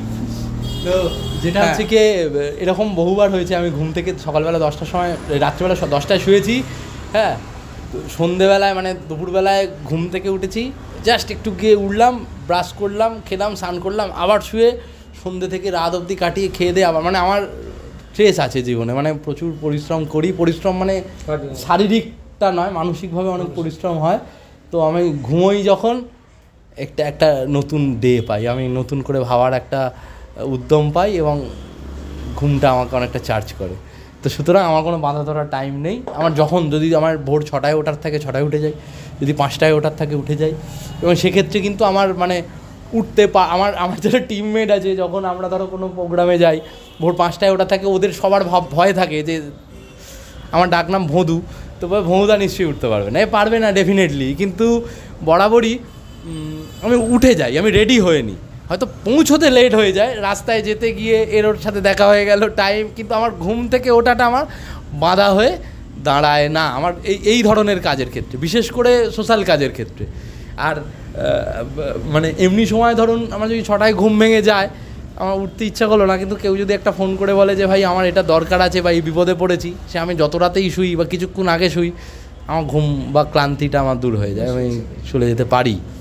ঠিক আছে, এই বিষয়ে আমার মানে আমার তুমি কিছুক্ষণ আগে বলেছিলে না তোমার হবিস কি, আজকের দিনে দাঁড়িয়ে আমার মনে হয় এটাই হবিস। আর এখন একটু নতুন করে লেখালেখি করি, কবিতা লিখি, গল্প লিখি, আমি বেশ নিজের মনের ভাষায় যা আসে লিখে যাই। আমি তোমাকে পডকাস্টটা হয়ে যাক, আমি তোমার 2-4টে কবিতা আমি শোনাবো, তুমি নিজে চাইলে পডকাস্টে বলতেও পারো না, আমি সেরকম আমি তোমাকে বলবো একদম। আমি এই ঘুম বলতে একটা আমার ঘটনা না বলি না, আমিও ভীষণ ঘুম কাতুরে, মানে অফিসে যখন ছিলাম 12টা থেকে আমার ডিউটি ছিল, এতটাই ঘুম কাতুরে আমি 12:30টায় গিয়ে ঢুকতাম, স্টিল টাইম মেনটেন করতে পারতাম না ঘুমের জন্য। আর প্রশ্ন উত্তর শেষ মোটামুটি, আমাদের পডকাস্টও অলমোস্ট শেষ। স্বর্ণদীপ, যদি কিছু ক্লোজিং স্টেটমেন্ট তোমার মতো করে কিছু বলতে চাও জনতার উদ্দেশ্যে। যারা প্রথমত এই পডকাস্টটা যারা দেখবে, আমার কথায় আমি জানি না কিছু অসঙ্গতিও থাকতে পারে, কারণ আমার দেওয়ার কোনো অভিজ্ঞতা নেই, হ্যাঁ, যদি কোনো প্রশ্ন থাকে নিশ্চয়ই করবে, আবার আমি তার রিপ্লাই দেব কোনো জায়গায় যদি বুঝতে অসুবিধা হয়। এবং যে থটটা নিয়ে আমি চলি, এই থটটা আজকে 1 ঘন্টার এপিসোডে হয় না, আরও আলোচনার দরকার আছে। আর আজকে দাদা যেভাবে আমার প্রশ্নগুলো করলো, এই প্রশ্ন আগামী দিন মানে অতীতেও আমায় কেউ কখনো করেনি, হ্যাঁ, তো এই ভাবনাগুলো বহুদিন মনের মধ্যে চাপা ছিল, আমিও আজকে প্রথমবার যেন বলতে পারলাম আমি আমার স্বপ্নগুলোর কথা। হ্যাঁ, স্বপ্ন তো সবাই দেখি, কিন্তু সেই স্বপ্নগুলো কেন দেখছি, কি কারণে দেখছি, সেটা বলে ওটা হয় না। তো আজকে আমি বলতে পারলাম, আমার নিজেকেও খুব হালকা লাগছে, এক। আর দ্বিতীয়ত ফুচকাবাজ খুব একটা ভালো রেস্টুরেন্ট বলবো না আমার কাছে, এটা একটা খুব মানে একটা, আমার মনে হয় ফুচকাবাজ এমন একটা প্ল্যাটফর্ম, এমন একটা দোকান বলে আমি এটাকে কোনো নাম দিতে চাইছি না। ফুচকাবাজ হচ্ছে কি একটা মানে মন খুলে কথা বলা বা মন খুলে মেলামেশা করার একটা জায়গা, যেখানে সব মানুষ আসতে পারে এবং মন খুলে নিজের কথা বলতে পারে, সেটা কোনো প্ল্যাটফর্মে দাঁড়িয়ে, সেটা যে কোনোভাবে দাঁড়িয়ে, এবং এই ভাবনাটা যেন চিরকাল বজায় থাকে। হ্যাঁ, আনন্দ করে বাঁচো। আর ফুচকাবাজে প্রত্যেকটা আইটেম বা মেনু খুব ভালো হয়, আমার খুব ইচ্ছে আছে পোলাও আর মাংসটা খাওয়ার, ওটা এর মধ্যে যেদিন হবে আমাকে একটু বলো দাদা, আমি ওটা অর্ডার করব, ঠিক আছে? আমাদের একটা প্রোগ্রাম আছে, আমি তোমাকে এখন থেকেই বলে রাখছি, একটা অন ক্যামেরায় বলছি, আমাদের একটা প্রোগ্রাম আছে, এটা কোনো আবার এটা কেউ ভাববেন না যে আমাকে আজকে ব্রডকাস্টে ডেকেছে বলে আমি দাদাকে বরাত পাইয়ে দিচ্ছি, তা নয়। হ্যাঁ, তো আমাদের একটা এরকম প্রোগ্রাম আছে, দাদারাও তো স্টার্ট আপ করছে, আমরাও স্টার্ট আপ করছি, একে অপরকে যদি না ধরি তাহলে কেউই বেড়ে উঠবো না, সকলের তলে সকলে আমরা, প্রত্যেকে আমরা পরে। হ্যাঁ, তো আমাদের একটা কিছুদিন পরে একটা আমাদের প্রোগ্রাম আছে মার্চে, তো ওখানে আমাদের ফুচকাবাজকে আমরা চাই, এবং সেখানে ফুচকাবাজের থেকে আমাদের ওই স্পেশাল মেনু যেটা রয়েছে পোলাও আর আলু, পোলাও আর চিকেন, ওটা কিন্তু আমরা মর্নিংয়ে নেব, দিতে পারবে তো? সেটা প্রায় নিয়ার অ্যাবাউট 100-150 প্লেট, ঠিক আছে? এটা আমার আগাম বলা রইল, ঠিক আছে? সেটা আমি ডেটটা তোমায় জানিয়ে দেবো, ঠিক আছে, ওটা একটা সুন্দর প্রোগ্রাম। আমি প্রোগ্রামের ডিটেলস এখন বলবো না। হ্যাঁ, আমি বলবো ফুচকাবাজ নিজে থেকে এটা একটা প্রচার করুক, সেটা আমরা প্রোগ্রামটা একটু সাজিয়ে নিই। তারপর একটা হিংস ছোট্ট দিয়ে নিচ্ছি, আমরা বাচ্চাদের নিয়ে একটা ক্রিকেট প্রতিযোগিতা করব, একদম বাচ্চাদের নিয়ে। এবার সেটা কি হবে, কিভাবে হবে, সেটা পরে বলবো নিশ্চয়ই। হ্যাঁ, আর ধন্যবাদ সবাই, ফুচকাবাজে ভিজিট করো, দাদার চ্যানেলটাকে একটু সাপোর্ট করো। হ্যাঁ, দাদার স্বপ্ন আছে অনেক টাকা রোজগার করবে। না না, ওটা টাকাটা জাস্ট একটা মাধ্যম নিয়ে বললাম, টাকা রোজগারটা না, 100বার টাকা আসুক, বসছি টাকাটা আসুক, আর অনেক স্বপ্ন আছে এবং করবো একদম সৎ পথে রোজগার করারই তো চিন্তা ভাবনা। ফুচকাবাজ তার একটা প্ল্যাটফর্ম। হ্যাঁ, এখন সোশ্যাল মিডিয়ার দৌলতে ইউটিউবটাও একটা প্ল্যাটফর্ম। তো সকলে যদি সাপোর্ট করো, দাদা এই স্বপ্নটা পূরণ করতে পারলে, দাদার দ্বারা মাধ্যমে, হ্যাঁ, শুধু তো দাদা একা বড় হবে না, দাদা আরও বেশ কিছু মানুষকে বড় করতে পারবে, সেই বিশ্বাস থেকে বহু জায়গায় তো ভুলভাল পয়সা খরচা করেন। ফুচকাবাজে আসবেন, এখানে মন খুলে খাবেন। হ্যাঁ, আর এটা প্রমোট করবেন। ধন্যবাদ, আর প্রয়াসের পাশে থাকবেন। Thank you Swarnadeep. শেষ করছি আমাদের আজকের পডকাস্ট।